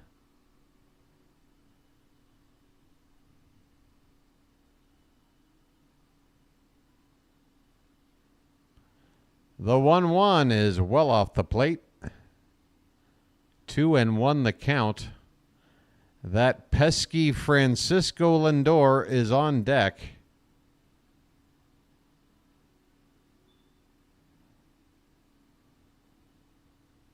Two 2-1 pitch is low and outside. Now it's 3-1, and now you got to worry about giving in to Bader here because you don't want to put him on. We got a 2-2 ball game, folks. Bottom of the 6th.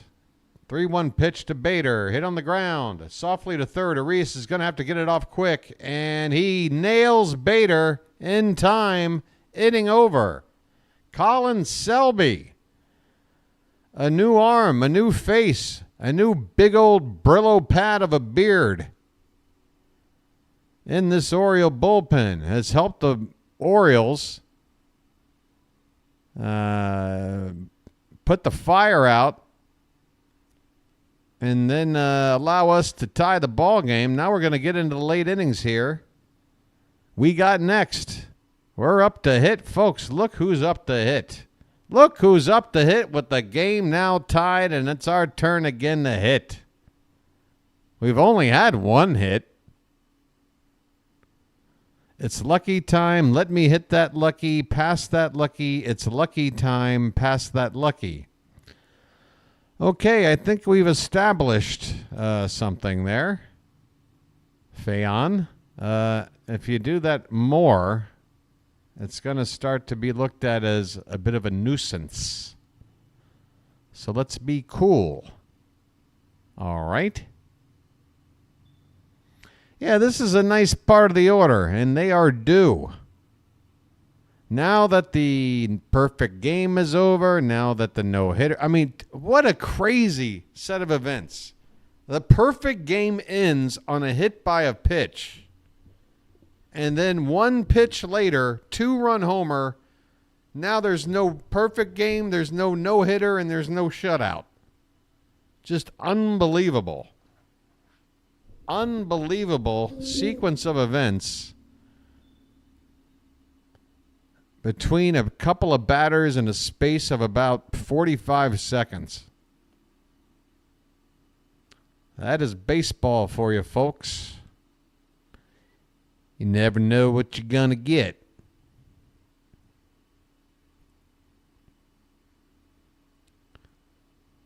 Spamming the chat would give us good luck. I promise you, that's not a good luck charm. That's a one-way ticket to Timeoutsville. Here's Gunnar Henderson. Come on, folks. His name's Gunnar, and he's dating my mom. First pitch is a ball. Next pitch is a swing and a miss. Sean Manaea out there for the 7th inning. Why not? He has given up a 2-run bomb, but otherwise he's been perfect. This ball is hit off of Manaea, and then is he okay? Gunnar's going to reach on an infield single. I'm not sure why the second baseman, the ball deflected directly to him, but he seemed less interested in fielding the ball, almost as if he was worried about the pitcher here. I mean, it came right back to Manaea near the head. But it didn't hit him on the head. It hit him, piece of his glove. He's fine. I mean, they brought the trainer out and everything. I think people thought it got him in the head. I didn't see it hit him in the head. So that's a bit of a break here for Baltimore because, again, the second baseman kind of just stopped on the play after that ball deflected right to him. He had time to throw.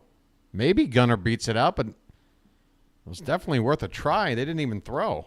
So he's at first base to lead it off. Here's Tony. That's not a tater tot. That's a tater giant. And the first pitch to him is a called strike. Bottom of the zone on the inside corner. Tony 0 for 2 today. He had a big 2-run homer in yesterday's ball game on a hanging curveball from Jose Quintana.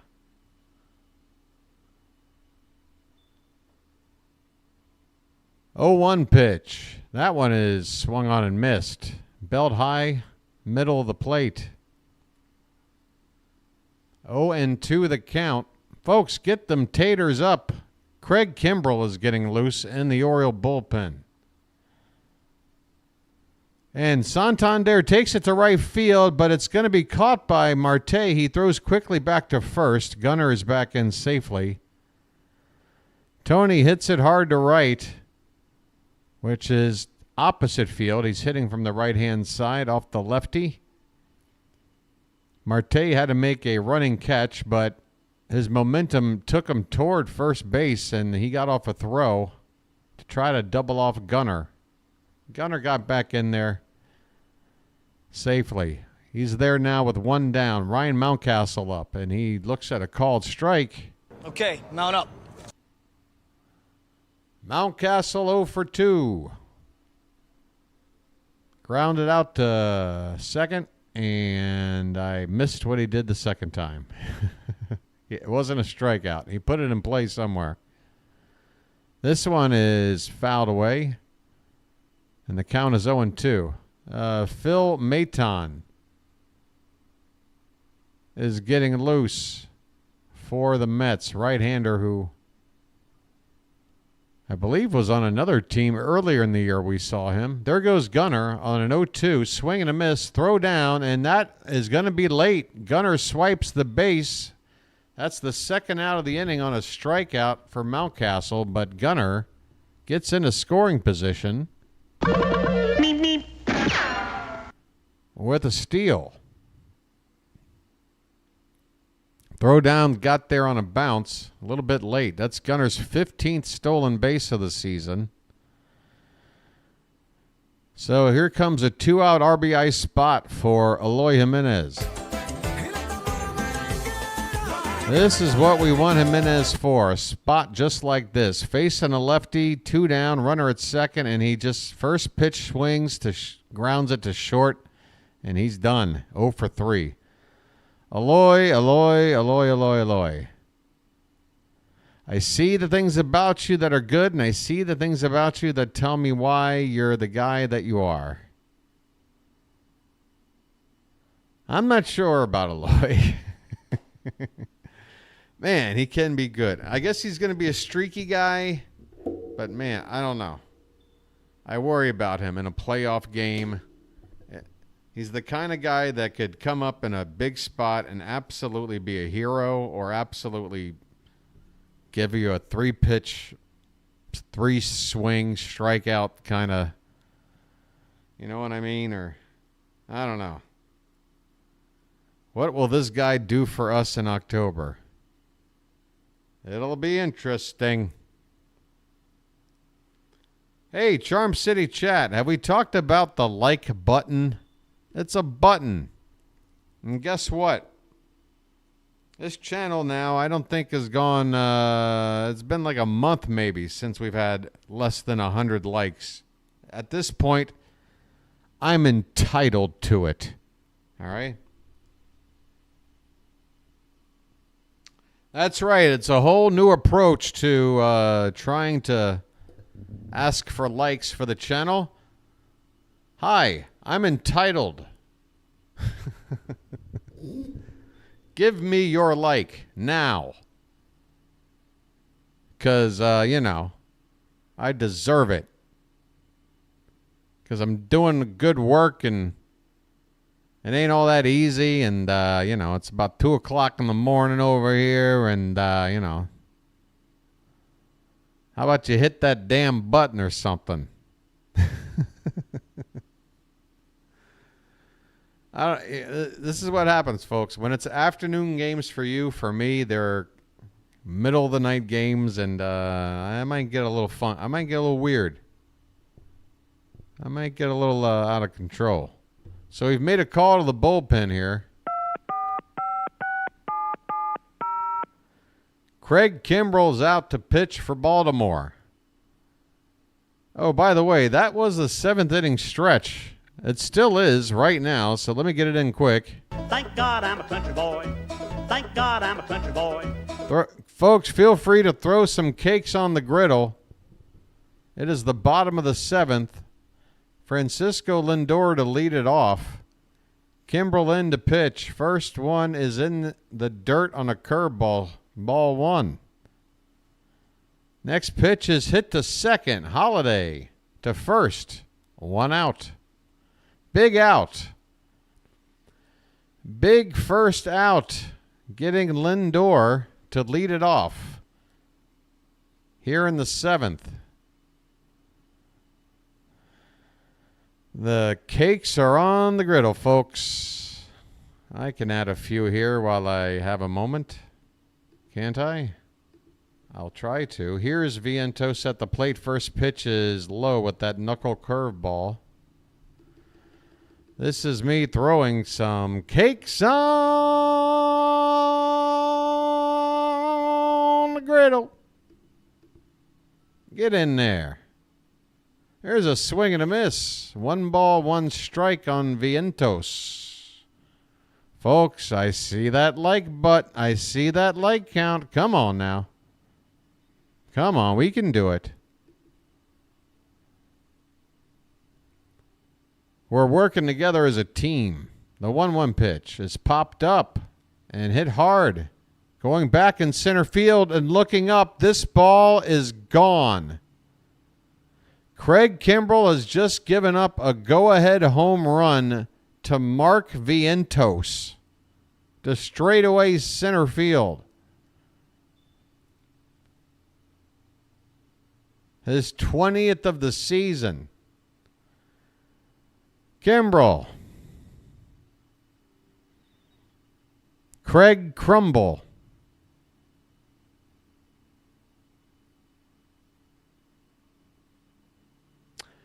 The Mets have regained the lead here. It's 3-2.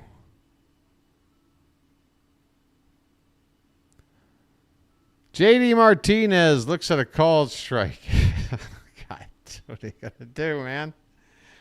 Man, baseball is such a tough sport, isn't it? Damn it, Kimmy. 0-1, the pitch. Hit in the air, foul back. 0-2 on Martinez. I mean, guys, I know. What are we going to do? We can't just go out and get a whole new damn bullpen now, can we? Kimbrell's not the only problem. This one is hit in the right field and going to be caught by Santander.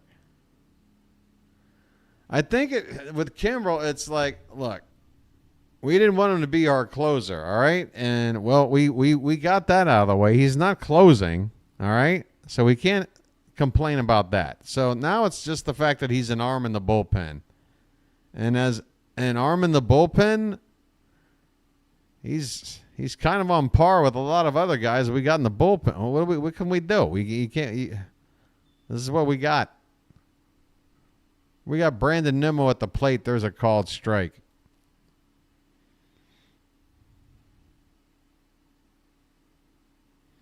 I don't think we're trying to use him every day. I mean, they had Soto getting loose before Kimbrell wound up coming on. I don't know. I think the fact we won yesterday, we can't use... God, Keegan Aiken, please. I hope that baby... Can somebody please right now just Google, did Keegan Aiken have his kid yet? He's out on paternity leave. We need him back in this bullpen for tomorrow night's game with Houston. I get it. You got a kid. It's nice. I'm in no position to, judge what that's like because I've never had a kid. I'm not a dad. I don't know. But hell, a couple of days, give him a pat on the head, tell him I'll see you in a minute. I got to go pitch.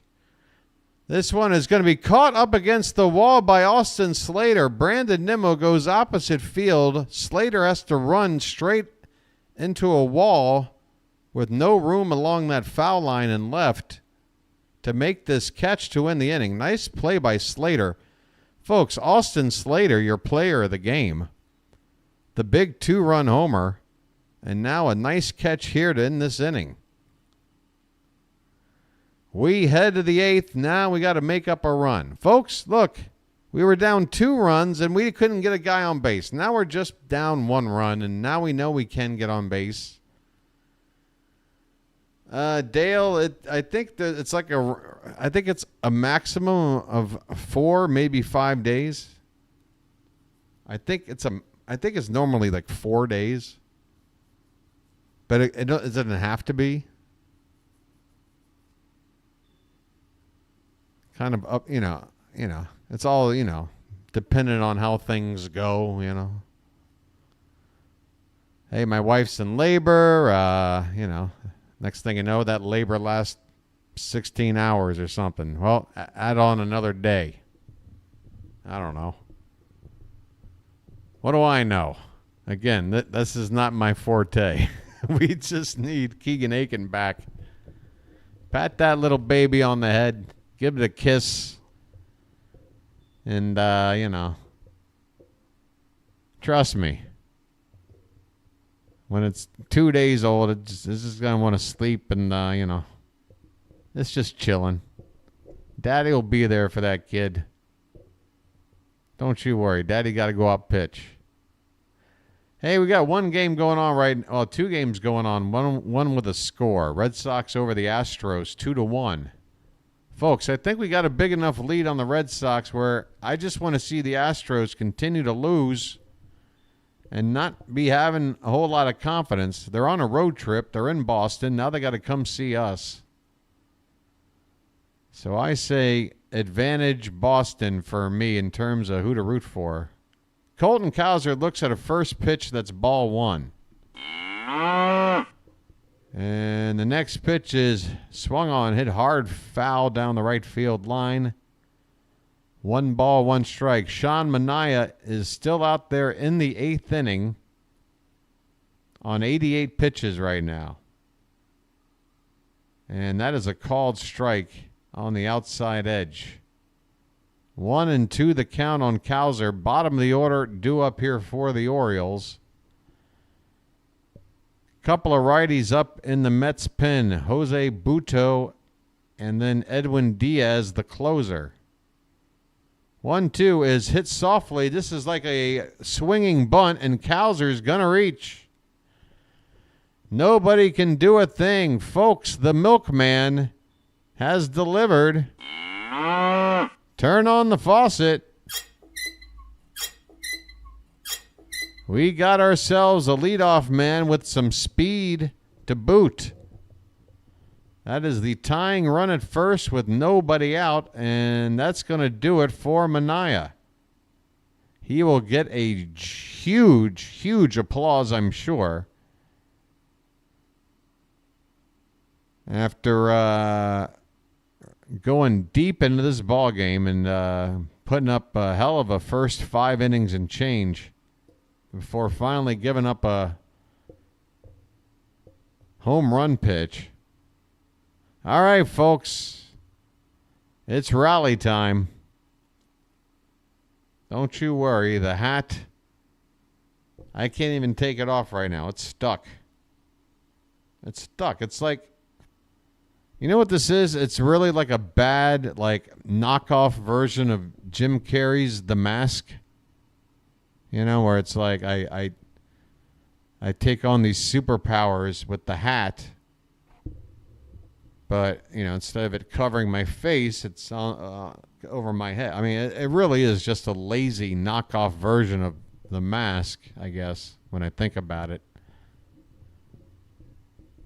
Maybe I should get rid of the whole thing. I might get hit with a lawsuit or something. Hey, how's everybody doing? You all right? Hey, you want to cross your fingers? Folks, let's see how we're doing on the sub count. 1. 1. for the whole damn game. One?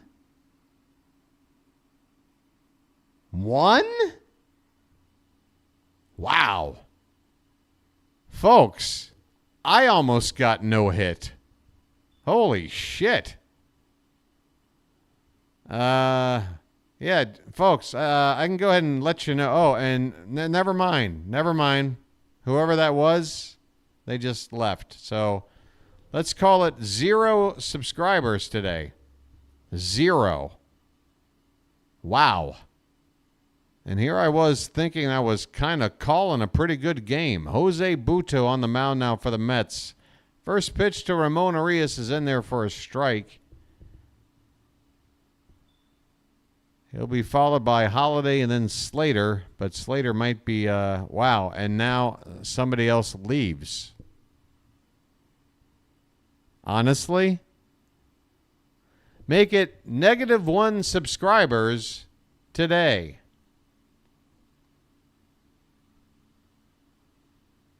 Here's a check on Cowser, who's back in safely. 1-1 the count on Ramon Arias. I'm just going to sit here and stare at this and just, scratch my head. Try to figure out how this is going on. This one is tapped foul at the plate. It is still a ball and 2 strikes on Ramon Arias. I mean, folks, honestly, if I'm averaging 1 sub a day, this channel ain't coming back next year. It's just not going to work. That is not a pace that is sustainable. I'm sorry. That would suck for me. This is what happened here? I have no idea what happened here. I think they just threw the ball around after a foul. What happened? It was a wild. What happened? I think it's just strike 2, but a bunch of stuff happened, and I can't tell you what it was. Colton Cowser still at first base. Ramon Arias still up at the plate. It's a 1-2 count. Something happened, and I can't tell you what. This pitch is outside. It's 2-2 now. Thank you to the 1 subscriber today. I should mention that because if it is 1, then that 1 is just as important as anyone else. This pitch is in the dirt, and the count goes full on Arias. But, folks, again, hey, if you do enjoy this channel a bunch, feel free to just sub me up on a secondary account. A ghost account, if you will. I'll take it. Here goes Cowser on a 3-2. The throw down is... Why is a home plate? Somebody's pointing at something. There's no call at second on the throw down. Oh, is it ball 4? Okay, so a 3-ball count. So... And how was that ball 4? That pitch was so in the zone. Ridiculous. Okay, we'll take it. Folks, hold on. I don't know how this happened, but Jackson Holliday's coming up with runners at first and second, nobody out. The runner at second, Colton Cowser, he's got speed. And, yeah, a lot can happen right now. Let's go. We're just going to hang out on this sorry, sad sack of a sub-screen anyway, because the old school channel, this is where we would like to hang out. First pitch to Holiday is low. Check swing. They appeal. No swing. 1-0 the count. Let's go, folks.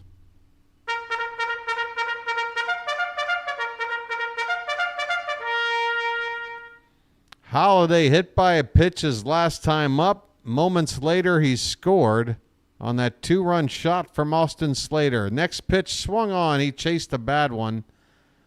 A ball that broke below the zone, but he fouls it off. Ryan O'Hearn is waiting on deck. He will pinch hit for Slater.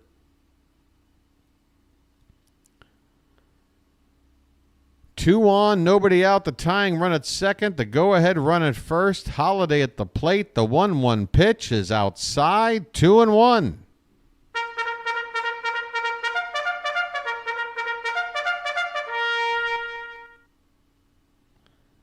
The Orioles have just had 1 at-bat with runners in scoring position today. That's an 0 for 1. The 2-1, the Holiday, is way outside. 3-1. Come on, Charm City chat. You want to win this damn game or not? You want me to turn this car around? I'll turn this car around right now, and we will not go to Wild World. This pitch is fouled back. The count has gone full on Holiday. That's right. I will not take you to Chuck E. Cheese.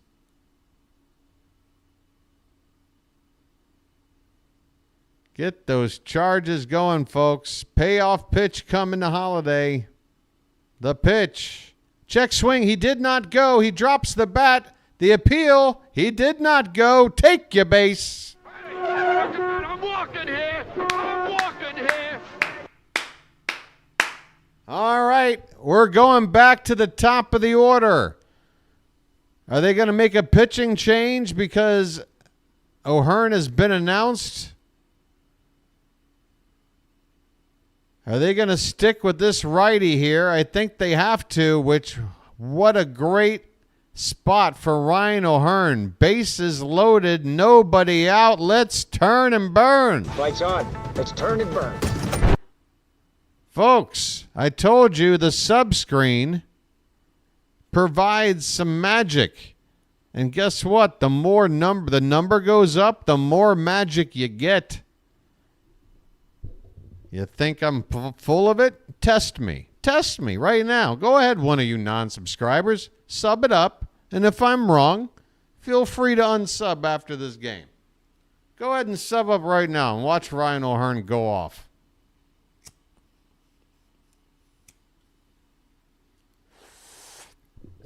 I get it. You're unsubbed. Maybe you're new. You just got to trust in your boy. Charm City chat, they'll tell you. First pitch to O'Hearn is low for ball 1 and outside. Folks, bases loaded. Nobody out. Ryan O'Hearn at the plate. The 1-0 pitch. Off. Oh, they call that a strike. That's 2-3 inches outside. O'Hearn pinch hitting this season, 6 for 14. That's a .429 average. He's got a home run. 1-1 the count. The pitch swung on and fouled off to the left. And the count is 1-2. Folks, 1948. I think that was the year my father was born. Let's get past that year. Let's get into the 50s. Folks, we're living history right now on the sub-screen. Pitch to O'Hearn. He swings and misses at a pitch in the dirt. And he strikes out. And now O'Hearn's arguing with the ump, and he's going to get tossed. Oh, he is all up in the face. I think the umpire tossed him early. Brandon Hyde is out. Holy Toledo. Ryan O'Hearn up there for 1 at bat, and he'd seen enough of this ump. I think he's been tossed. He swung at a pitch in the dirt. So why is this the moment he wants to argue? Probably because he shouldn't have been on 2 strikes. I tell you what, this home plate umpire might have been the first person to start talking. Nah, O'Hearn had the first words.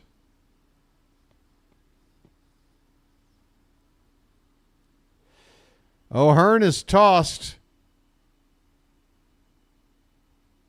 So expect Ced Mullins to be the guy to replace Austin Slater in the field in the bottom part of the inning. Here's Adley Rutschman, folks. We got to lock back in. Let the clutch out gently, okay? This is a big spot here. There's only 1 out, but there is 1 out already. We got to get these runs in here. At least one to tie the ball game. The bases are loaded, folks. It is now a 1-1 count on Rutschman. 0 for 3 today. Buto gets the sign. And the pitch. Swung on, hit to left. This should get a run in. Into the corner. It's caught by Nimmo. In to score is Cowser. And that's going to tie the ball game, folks. It's a sac fly for Adley. Let the clutch out gently, okay? We'll take the tie. There are 2 down now. The other runners stayed put at first and second. Folks, I'm crushing it with the subs now. Keep it going, folks. We're into the 50s. We're 4 years away from when they invented the flux capacitor. Folks, let's get to 55. Here's Gunner. His name's Gunner, and he's dating my mom. Hey, thank you for that reminder, Janet, and I'm glad I caught that out the corner of my eye. This pitch is a called strike. That is low as hell. So low. So low. This umpire has lost the plot. Are you kidding me? Why are so many umps giving us such crap calls, man? Next pitch is low and very low this time. Why don't you wake up and smell what you shoveling? Why don't you wake up and smell what you shoveling? 1-1 the count. It should be 2-0 on Gunner. First and second, 2 down, tie ball game. The pitch, that's in the dirt. 2-1 the count.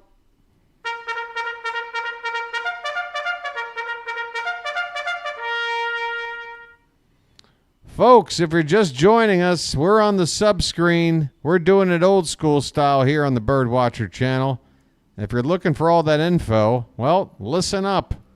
2 down, 2 on, tie ball game in the top of the 8th. A 2-1 pitch coming to Gunnar Henderson, and he lays off a pitch outside. The count is now 3-1. Come on, folks. Get up, Baltimore. Let's go.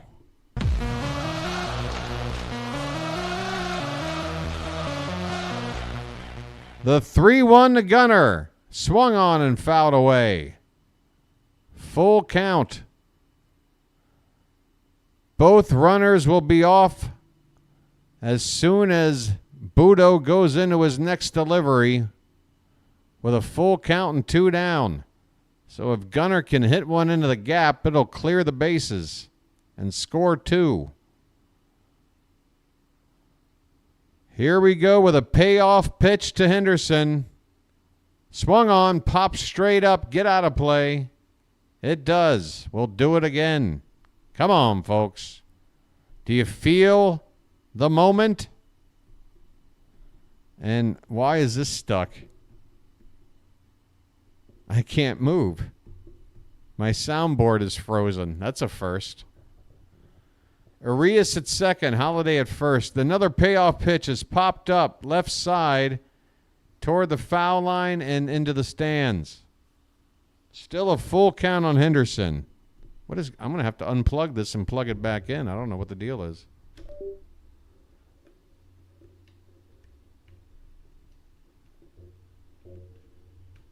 Let's see if this helps. First and second, 2 down, full count on Gunner.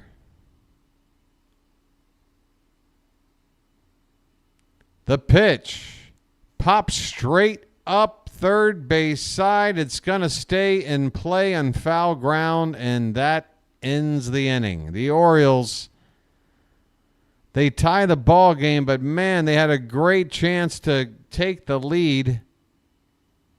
They had the bases loaded there. They could only scratch across the 1 run to tie the ball game. But folks, if you're only going to get 1 run, that's the time to do it. And folks, my soundboard might absolutely be on the fritz. I don't know what's going on. I unplugged it and now it's not showing up. Ain't that a kick in the head? What's this all about? I might have to open up the actual software. I might have to take the risk right here. Let's see if this does something. There we go. Hey, folks, if you want a little peek into a little bit of the soundboard here, you can have a look for yourself. How these buttons are sort of laid out and how they work and how they're named. But yeah, it's fun stuff. Hey, folks, we're up to 1951. Thanks so much for joining, folks. I offer you the opportunity to join me in glorious battle. So it looks like we're going to get up to about double digits at least today, which for me is like, let's at least... Oh, yeah, the reminder. The 2-hour reminder. The 2-hour reminder. Ah. All right. I'm back.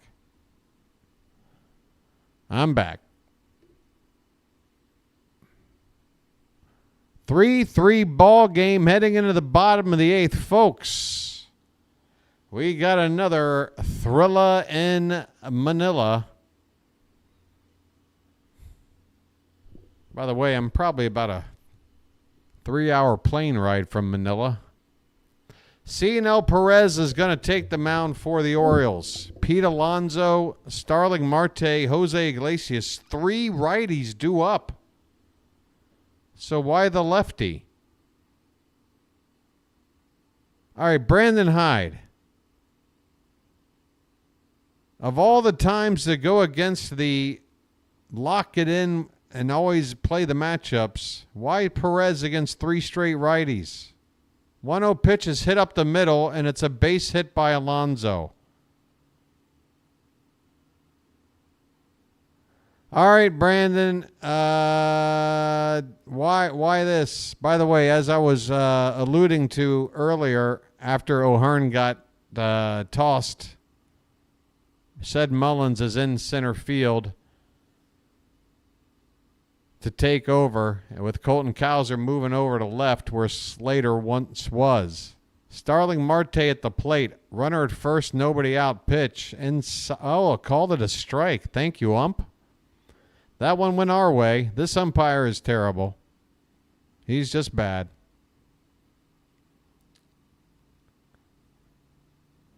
Next pitch is hit to the right side, foul, and out of play. Again, we've got a right-hander to go to, right? Before this game is over. Dylan Tate, maybe, for example. I don't know. The 0-2 pitch is low and in. 1 ball, 2 strikes. Soto is still an option out there, but that's another lefty. I just feel like a righty would have made more sense with 3 lefties due up. Alonso led off the inning here with a hit. And now this pitch is inside to Marte, and it's 2-2. So, yeah, Dominguez is obviously an option, but they maybe want to save him until the 9th inning or later in a game that we're currently only tied in the 8th. 2-2 pitch. Swing and a miss. He got Marte to chase one about 4 or 5 inches above the zone. Sit down, Starling.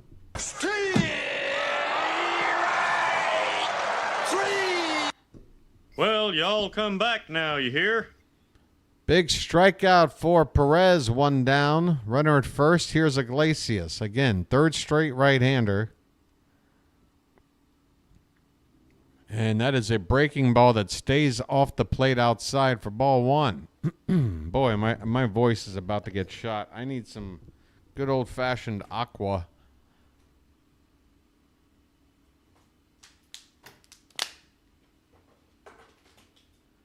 This pitch is grounded foul off to the left. Iglesias had started running down the line. Now what's going on? My game is starting to stagger a little bit with the broadcast. Folks, it's a 3-3 game, bottom of the 8th. Mets and Orioles. This is the rubber game of the series. And it's come down to the wire to see who's going to win it. The Mets have a runner at first base, 1 out. Jose Iglesias at the plate with a 1-1 count.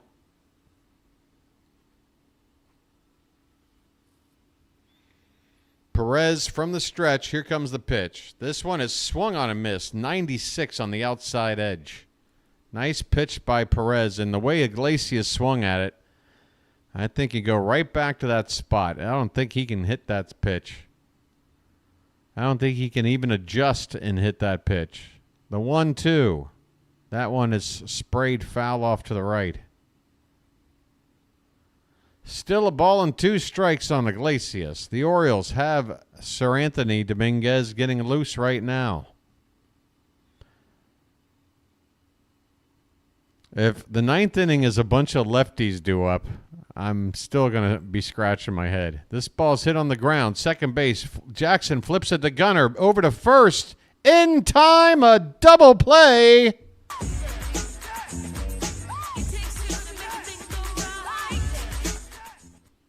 Folks, the Orioles get out of the inning with the twin killing. Jackson to Gunnar to Mountie. This ball game remains tied. We're going to the 9th. Folks, Famunda cheese. Why did that phrase show up in my chat? Really? I'm a professional broad. Do you think Vin Scully would ever have to bring up Famunda cheese in the middle of a Dodgers call? Huh? Can you imagine the great Jack Buck bringing up Famunda cheese in a Cardinals game? Huh? This is the Charm City chat. There's no room for Famunda cheese. I'm just kidding, folks. I don't care. All right, Wally has a TED Talk. What do you got here, Wally? As good as this team is, they are so frustrating. The offense is just so inconsistent offensively. Just can't get big hits. Somehow we need to get some offensive consistency somehow. I'll tell you this, Wally. I wrote about it in our Discord. Folks, you should follow the Discord. Hey, by the way, there's some more barking going on with the umpire and I think Brandon Hyde. I'm not sure. Brandon Hyde might have been ejected. Wait, what's going on? Why is Iglesias... What is going on here? Why is Iglesias standing at first base? We had a double play. Are you telling me they challenged something? What is going on? Why is Iglesias at first base? Was there a challenge and I missed it? Why wasn't it a double play? Well, we're going to go to the bullpen now. Somebody explain to me what the hell happened. Why wasn't he out at first? He just beat it out, or was somebody's foot not on the bag? Timothus is saying Mountie's foot went off the bag. God damn it. All right, they're making a bullpen call. Shit. Sorry, I cursed. Everyone's allowed to say the S word once, because I just did too, okay? I can't be a hypocrite. If you guys want to say it, it's like that scene from Life of Brian. No one is to say Jehovah. Right, who threw that? There, Sean Finn's got one in. Listen, okay, I said everyone is allowed to say shit once. Wait, I just said it twice. That does not mean you're allowed to say it twice. Wait, hold on. Are there any women here today? I was only saying Jehovah. I just said that halibut looked good enough for Jehovah. All right. It is the earmuff eighth, I guess. But it's the very conservative version of it. That piece of halibut was good enough for Jehovah. Right, who threw that?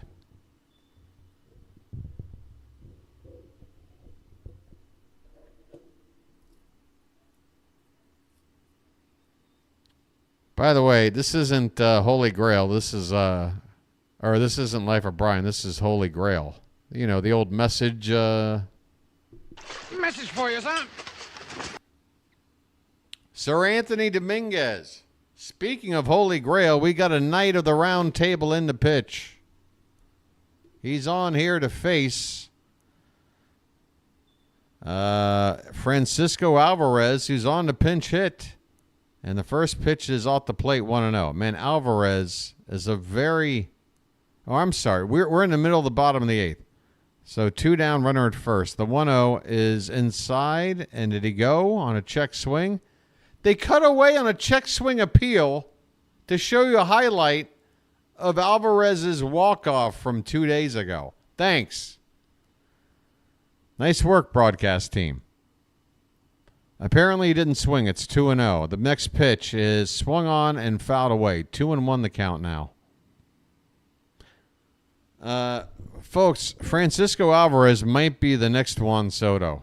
And I don't mean in terms of talent. I mean in terms of annoying attitude. I don't like this dude at all. This guy annoys the hell out of me. This pitch is called ball 3. That was just a touch above the zone. And with this umpire's strike zone today, that really should have been called strike 2.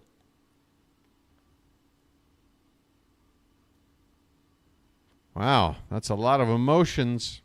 I hope you're able to figure that out.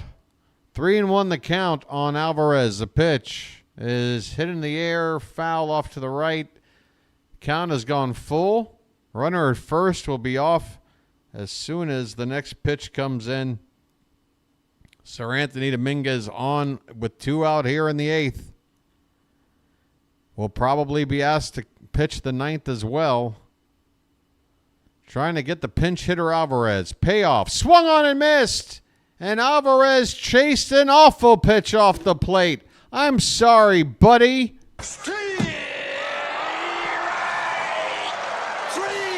Well, y'all come back now, you hear?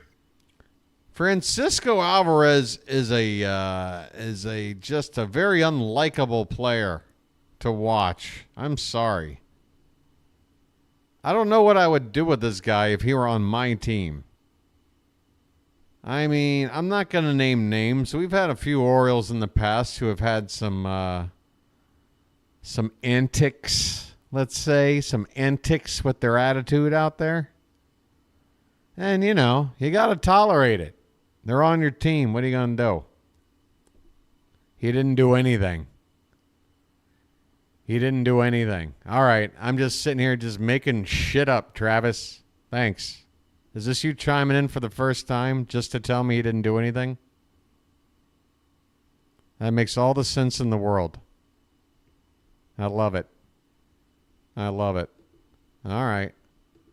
Yeah, he doesn't. Yeah, you're right. He doesn't do anything, Travis. He doesn't do any of these like weird gesticulations and body language things. Okay. He's just like every other player on the field. There's nothing that stands out about him.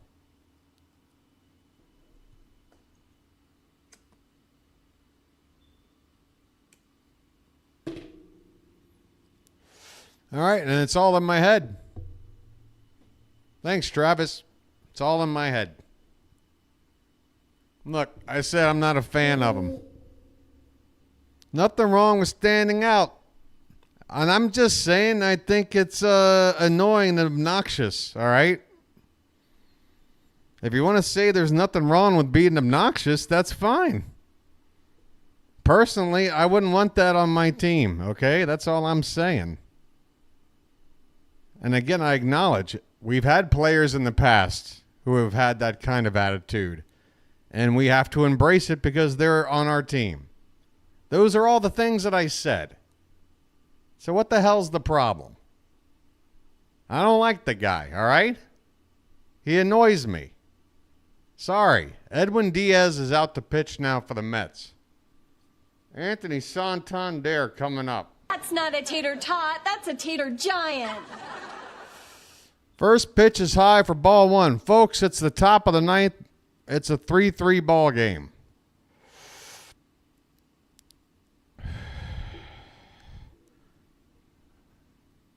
And that pitch is a called strike on the outside corner. Count even up at 1-1. Edwin Diaz out to pitch here for the Mets. Okay, moving on. This pitch is up and away. 2 balls and 1 strike.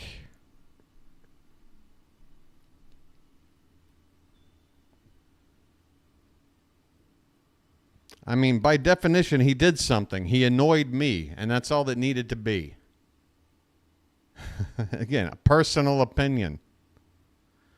Anthony Santander with a 3-1 count.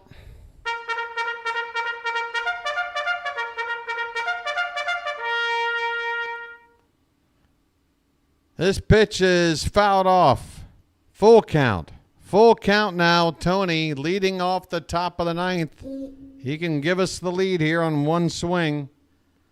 He's as good of a bet as anybody in baseball to do it. 0 for 3 today. He's due. The pitch. Fouled away off to the right. Count stays full.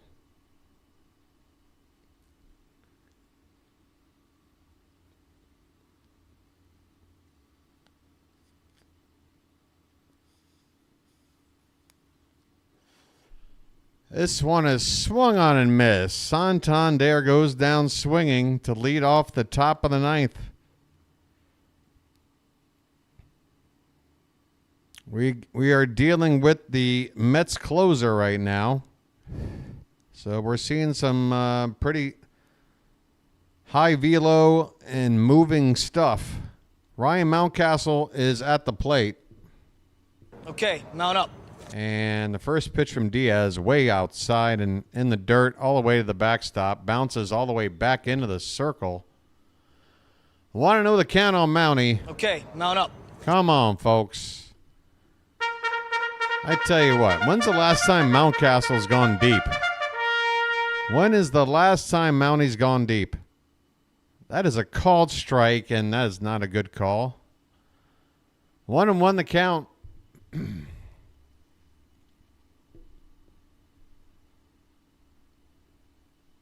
The pitch, that's off the plate. Easy for Mountie to lay off that one. 2-1 the count now.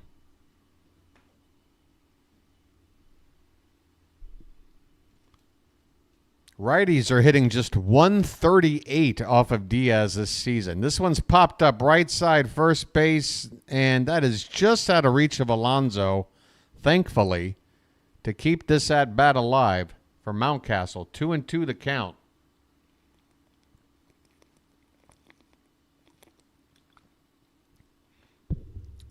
Mountie is 0 for 3 today.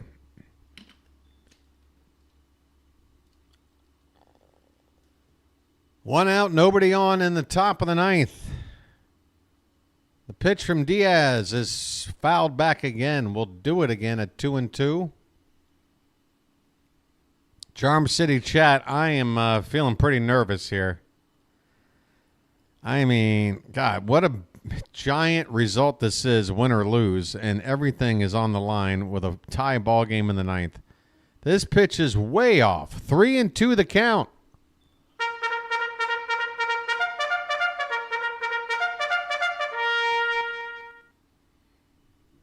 Waiting on deck is Eloy Jimenez. We've got Mullins into the game. We've got O'Hearn into the game. Feels like they'll never use Levon Soto for any reason. Here's the payoff. Swing and a miss. Mountcastle strikes out. 2 down in the 9th.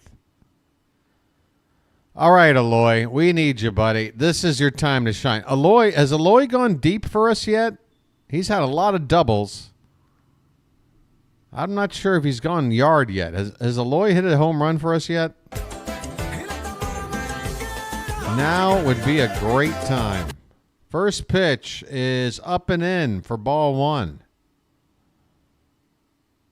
Jimenez is 0 for 3 today. He's got home run power, folks. The 1-0 pitch. That one's drilled. Left field. Oh, it's only going to get Nimmo back to the track. Oh, Eloy. Oh, he just didn't quite square it up. But against a guy like Edwin Diaz, that's a pretty good swing on it. He just missed getting out of here. I mean, it was well short of going over the wall, but I mean, it was hit on the line to the track. Oof. Just trying to sneak one out, take that lead, and get those 3 outs in the 9th. But now we got to shut the door in the 9th and take it to extras. It's going to be tough. Going to be tough here on the road. Always tough as a road team once you get in these walk-off situations. That wasn't to the track. Jesus Christ.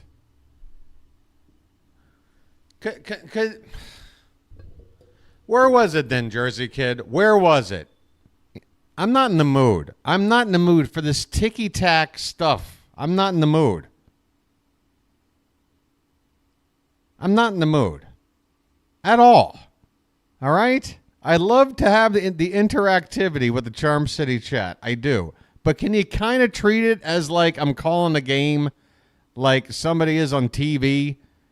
Where like you don't have the opportunity to like tap Bob Uecker on his shoulder and go, "Hey Bob, you know, you got that 2-1 count wrong. It's really 1-2. Hey Bob." Like, it looked around 10 feet off Prolly. It looked around 10 feet off Prolly. Really, dude? So that's the input you need to give me in the middle of calling a game? That wasn't to the track, man. It looked like probably 10 feet. Jesse Winker at the plate to lead it off for the Mets in the bottom of the 9th. He takes a called strike. Jesus Christ, people.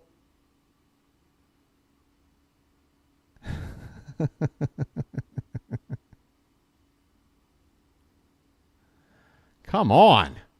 0-1 pitch is called a strike. 0-2. I mean, somebody want to sit in the chair? Buddy, who is this? Who is this? I forget already. Jersey Kid. Come sit in my chair, buddy. Call the rest of the game. All right? 0-2 the count on Jesse Winker. This pitch is outside. 1 ball and 2 strikes. And probably 10 feet. I'm not sure, but I'm sure enough to at least tell you you're wrong. Okay. I want to go to Camden Yards or pretty close to me. All right. This pitch is off the plate and the count has gone full on Jesse Winker. I think I'm just going to allow the kid here to just, I'll just avoid further interaction. This ball's hit in the air to center field, going back, and this game is over. Winker walks it off. Dominguez serves up his second walk-off home run of the series. Both Mets wins have come via walk-off solo home runs in the bottom of the ninth off of Sir Anthony Dominguez. How's that for a punch in the gut? Did I get that call right, pal? Or was that call a little bit off by about 10 feet, probably? Was that call off about 10 feet, probably? Jesus Christ. The Mets win at 4-3 on a walk-off home run by Jesse Winker.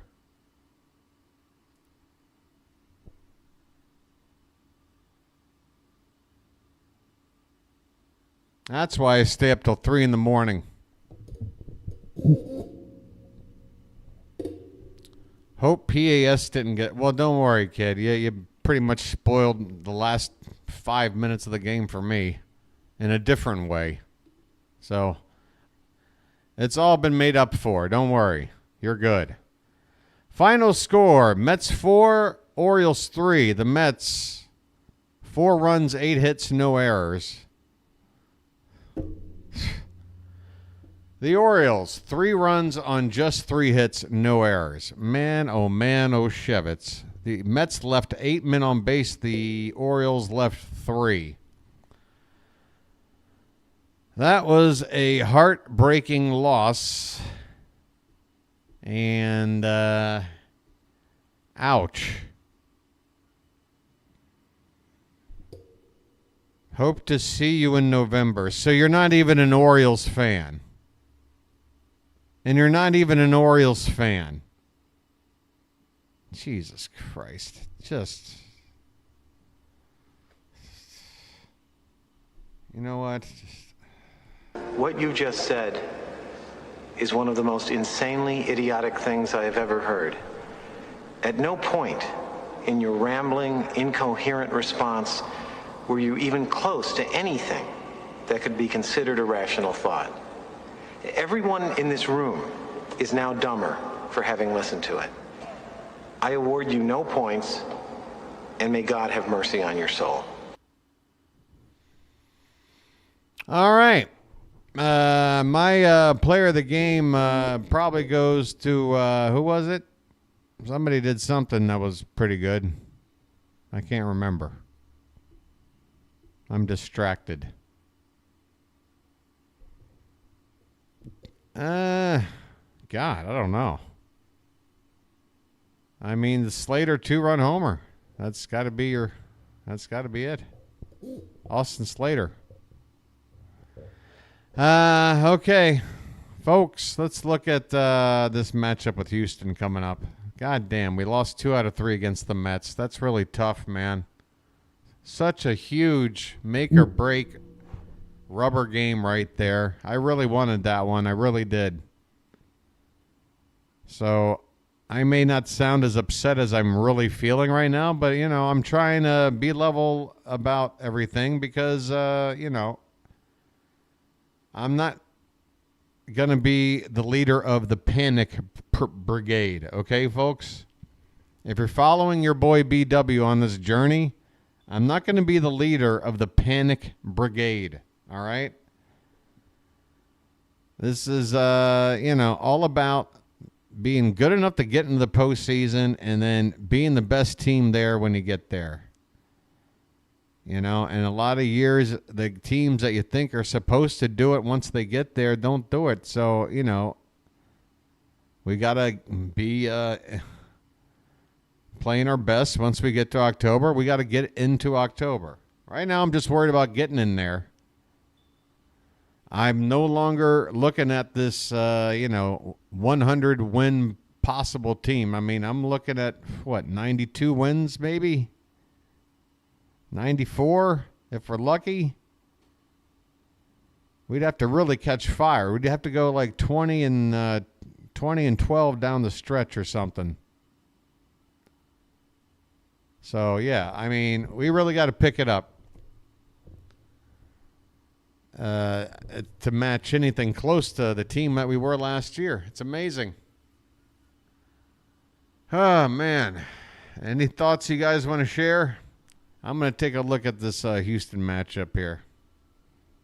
coming up tomorrow. That wasn't on the track.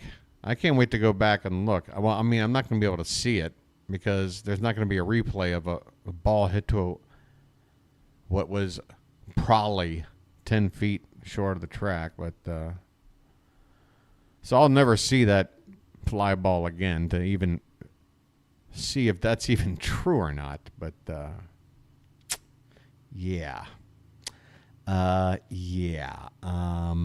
I'm going to need you to go ahead and come in on Saturday. Yeah. Yeah.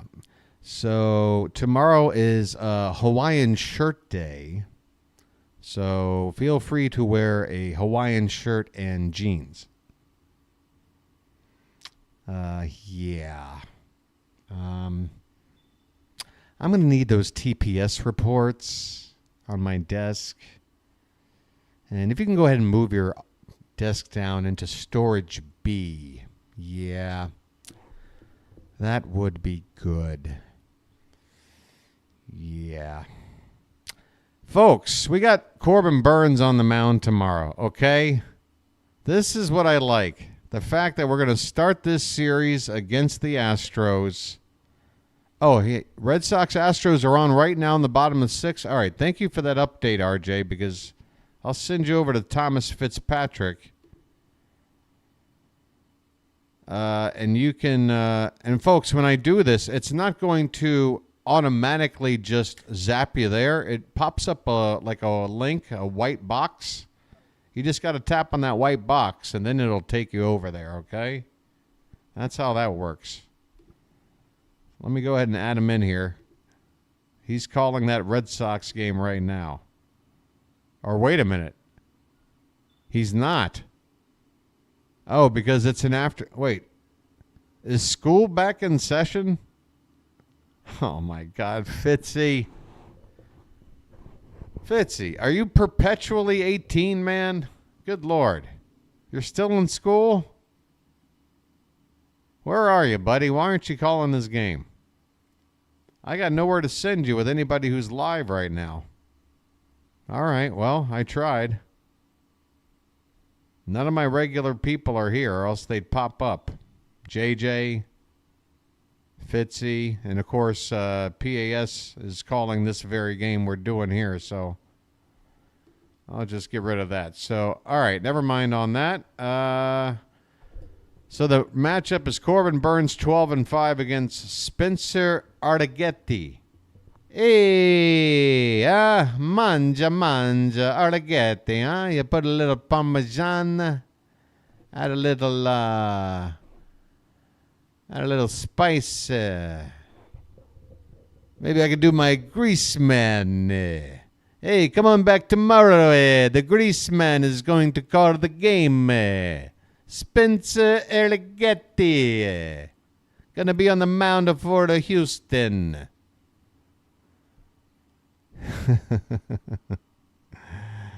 You want the hoo-ha? Where you from? Baltimore. What? Baltimore. Baltimore? What's that? Look, it doesn't really matter, all right?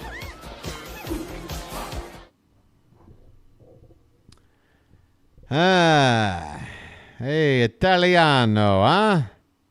Hey, when the moon hits your eye like a big pizza pie, that's amore. Yes. When you watch the O's lose and you want to take a snooze, that's amore. When we don't win, I want to swim through the ocean. Hey, I need to go. It's almost 3 a.m. I can actually get a couple of hours of sleep in before the sun comes up, which is probably something I should do. So, okay, so this game tomorrow is 7:15 p.m. Eastern. We're back home, by the way. Just this 3-game road trip, one series, Back home at Camden Yards tomorrow, 7:15 p.m. first pitch. I'm on the air at 7:05 p.m. And, I really think, if I'm being honest, if I'm being perfectly honest, I'm thinking that ball that was hit to the track was probably 5 feet from the track. Probably 5 feet. If I'm being honest. I want to go ahead and open up about that. Probably 5.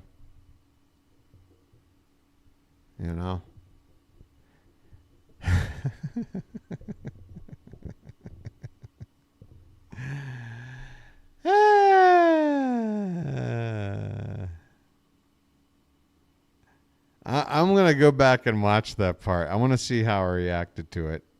I got a feeling I'm going to make myself laugh. Damn. That was the equivalent of the... I think I think it's the fact that they walked it off twice with solo home runs in the bottom of the ninth. And, yeah, it just sucks. That Dominguez... Because, what are we going to do now? Can we talk about this before I sign off? We don't have a closer, all right? We got somebody that we're going to go to in the ninth, but we don't have what we would like to call a closer. Was that a 3-0 pitch today? Or are you talking about the one on Monday night? I can't even remember today what the count was. It was a 3-0 pitch again? So it's the same thing, because that's what happened on Monday night. He threw Alvarez a 3-0 cookie. And he was waiting on it. It's like the Mets know. And of course they know. This dude was pitching for the Phillies. He's been playing this division for years. So the Mets clearly have a strategy when they get to 3-0, and it's gear up for a fastball, and they've done it twice, and they walked it off twice. I can see it, happen once, shame on me. Happen twice, shame on the Orioles. What the hell, man? What are you doing throwing a 3-0 cookie?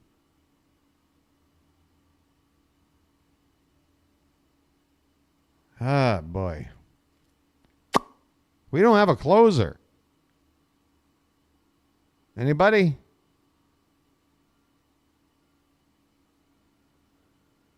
Now, there is an honest take, BW. Wait a minute, Rod, are you implying that my other takes aren't honest? Wait a minute, Rod. Can we go back to how you've worded this first comment? Now, there's an honest take, BW. That implies that my takes otherwise are not honest. Look, you may not agree with them. They might be wrong. But they are certainly honest. I'm not sitting here feeding you a line of bull when I give you my opinion.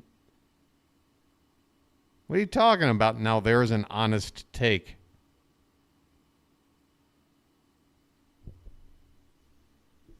It isn't about blame on this or that. God, this is the one thing about sports that I don't really enjoy. The whole, we don't win, so who do we blame game? Especially when it comes to baseball, because it's such a long-ass season, and there's just there's too many things. Folks, we live life, all right? Let's say you have a 17-day window to get through in life. You might only make 1 or 2 mistakes, right? In 17 days. But over 162 days, you're going to make a hell of a lot more mistakes. This is a long season. Mistakes get made. More will happen before this season ends. And so the practice of the day-to-day blame game thing, for me, I don't know. Some players shouldn't be on this team right now. I'll say that. There's a couple players right now that shouldn't even be on this team. And unfortunately, they were players that we just brought in.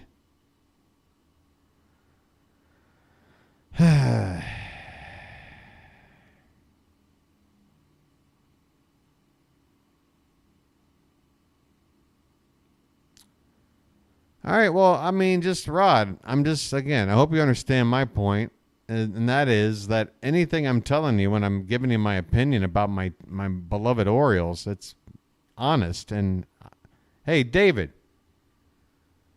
Folks, I used to be roommates with David. We lived together for what, a full year, a little bit longer, and then we hung out for a little while more. David knows me pretty well, right? David, would you consider me a pretty bluntly honest guy on just about anything? No matter what the topic is, I'm pretty much I don't care what anybody thinks about my opinion, but I'm going to be honest. Wouldn't you agree? I need somebody who's actually known me to back me up on that. All right, thank you, David. Yeah, we used to be roommates. Yeah, so that hurts. That's a tough, I've got a reputation here. I've had to put up with a lot of crap for being honest. Somebody had left a comment a couple of games ago after a loss saying that I was wrapping it up in some way that sounded like I was towing the Oriole corporate line of like trying to gloss over the loss and come up with excuses. Folks, I don't know what kind of voice for the Orioles you're looking for, but I can tell you the kind that I can give you. And that's going to be a person who's going to be generally optimistic, because that's just the way I am. I'm not going to sit here and think about every possible negative thing going on or try to, it's a fool's errand at the end of the day, for the most part. You look at the major glaring issues, right? And that's enough. When you start breaking it down game to game, at bat to at bat, it's not doing any. It's I don't know, folks. I don't know. I don't know if I'm cut out for this. Maybe you guys want somebody who complains a lot more, who wants to point fingers a lot more about this or that. Is it time to get rid of Brandon Hyde? Is it time to, cut this player? Is it time, I'm into calling games, and I'm more into the in-game strategy. When it comes to what's going off the field, personnel moves and all that stuff,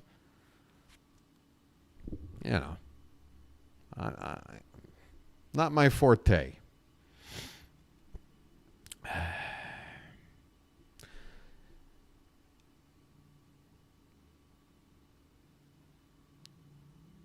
Well, go ahead and point fingers. I mean, like Chilo, go ahead. What's Chilo? What's your biggest problem with the Orioles right now? Let's talk about it. Look, everybody wants to hang out and talk about the Orioles right now. I'm willing to sit here and talk about it at 3:00 in the morning because, look, I care about this team.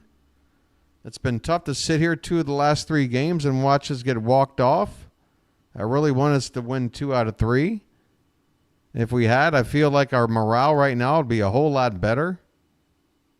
So just go ahead then, Chilo. Let's open up a dialogue. Start away. I give you the floor. Let's point a finger. What do you want to talk about? Almost everyone on the bullpen and Brandon Hyde. And I talked about the bullpen before, Chilo, tonight, right? Have you been here the whole night? Here's what I said before about the bullpen, which is we don't have a closer right now. And we also really can't do anything about our bullpen because what are our options? The trade window is closed. You can't just go out there and just pull great arms out of thin air. You know, we went out there and found this Colin Selby guy. He's looked halfway decent, I guess. I'm sure the Orioles are trying their best to just go find guys out of nowhere like that right now. Until then, we got what we got. But, I mean, we point at it and say they're not playing well. And okay, you're right. But what about it? We don't have anybody to replace them with. I can't wait for Keegan Aiken to get back. So then now we talk about Brandon Hyde. So what are we going to do about that? Well, I'll tell you this. He's not going to get fired before this season's over. So all we can do is sit here and talk about the mistakes he's making. And I feel like I've been pointing them out. Haven't I, Chilo? Haven't I been pointing out a lot of questionable decisions or in some situations non-decisions made by Brandon Hyde? I'm trying to figure out, again, like what am I not being honest about with this team? I'm doing my best to, try to be optimistic. I want to believe in this team. I love these players. I know they're not going out there phoning it in. They want to win. And, I'm not going to, let the tough times get me down. I don't know what to tell you. We got some guys that are going to be coming back. I'm crossing my fingers. Westberg's going to be back. Apparently Westberg's starting to do some light drills on the field right now, so that's encouraging.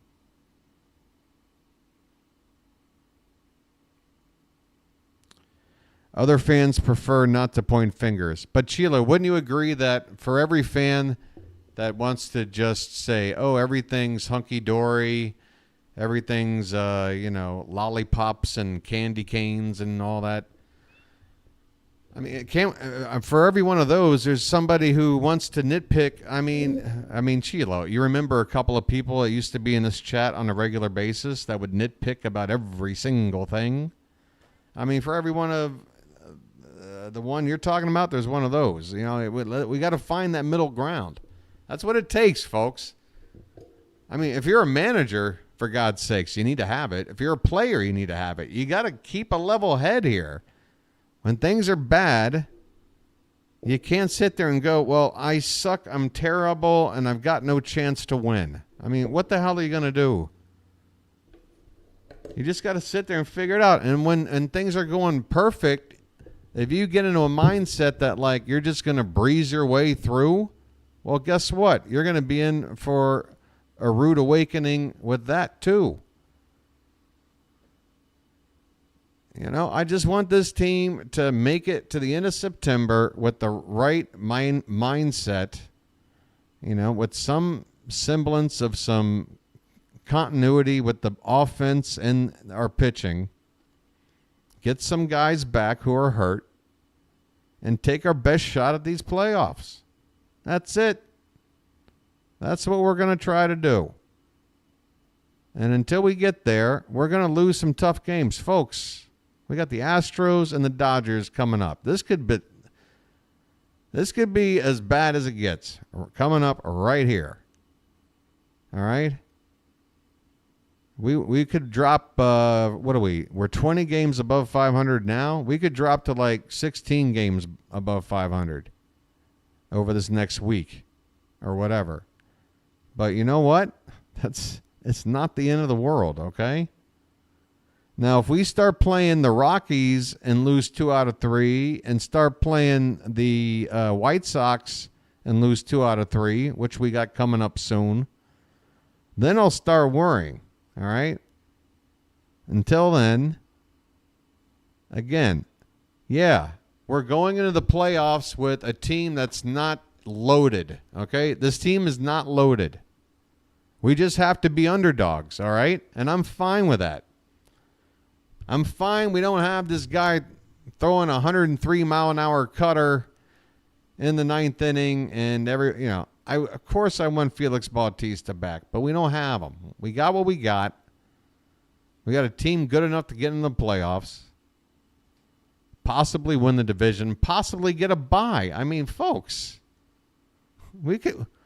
once we get through Houston and the Dodgers, if we're still kind of in the mix and we haven't taken a huge decline in that just 1 week, we got a great chance to still not only get to the playoffs, win the division, and get a first round bye. I mean, the NL West, Houston's still several games behind us. We're looking at it right here on your screen. Look, they are 6 wins behind us, only 3 losses. So that's 4.5 games. They're 4.5 games behind us.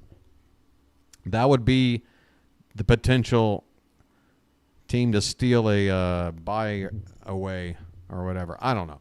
Look, I'm going to sign off, folks. I'm yapping. Sometimes I feel like I just got to try to rally the troops here. Look, you're going to hear, I'm sure, other people who do content for the Orioles or whatever have a completely different take and philosophy or attitude about how to treat the team when things aren't going great, all right? But I'm not that guy. I'm a different kind of guy. I'm cut from a different cloth, and I hope you guys can understand that sort of makes me authentic as a Marylander and as a lover of the city of Baltimore. I march to the beat of my own drum, okay? I just love my team. I got my own way of looking at things. And I like to think it's a healthy way. Not a way that makes you feel miserable every time you lose. All right? This is 41 years in the making, folks. 41 years in the making. If I've waited this long, trust me. I ain't giving up, all right? I'm going to sign off. Thanks, everybody in the Charm City chat, especially the mods helping out, keeping the channel running nice and smooth in the chat. You guys are all great. Yeah. I guess you know what it is. I've done an extra long post game wrap up and talk here because I guess I need a little bit of therapy. This was tough. This is a tough one to lose. I really wanted to take 2 out of 3. I really did. All right, guys. Tomorrow, 7:15 p.m. first pitch Eastern time. I'll be on the air at 7:05. I might even go on right at 7. I don't know. Check your local listings. Okay. Until then, folks, this has been the BirdWatcher. Hey, the hat apologizes too. The hat says, look, I don't know what the hell happened there. Look, let me take the rap, all right? I'm taking the rap for that one. You want to blame somebody? Blame me. I'm the hat, and I failed you. I made you think we were going to have a miracle comeback. It's my fault. Don't blame anybody but me. But don't stop believing either, all right? That's the point. All right, I'm going to get the hell out of here. Hey, this has been the hat, and I'll chirp at you later. Good night, everybody.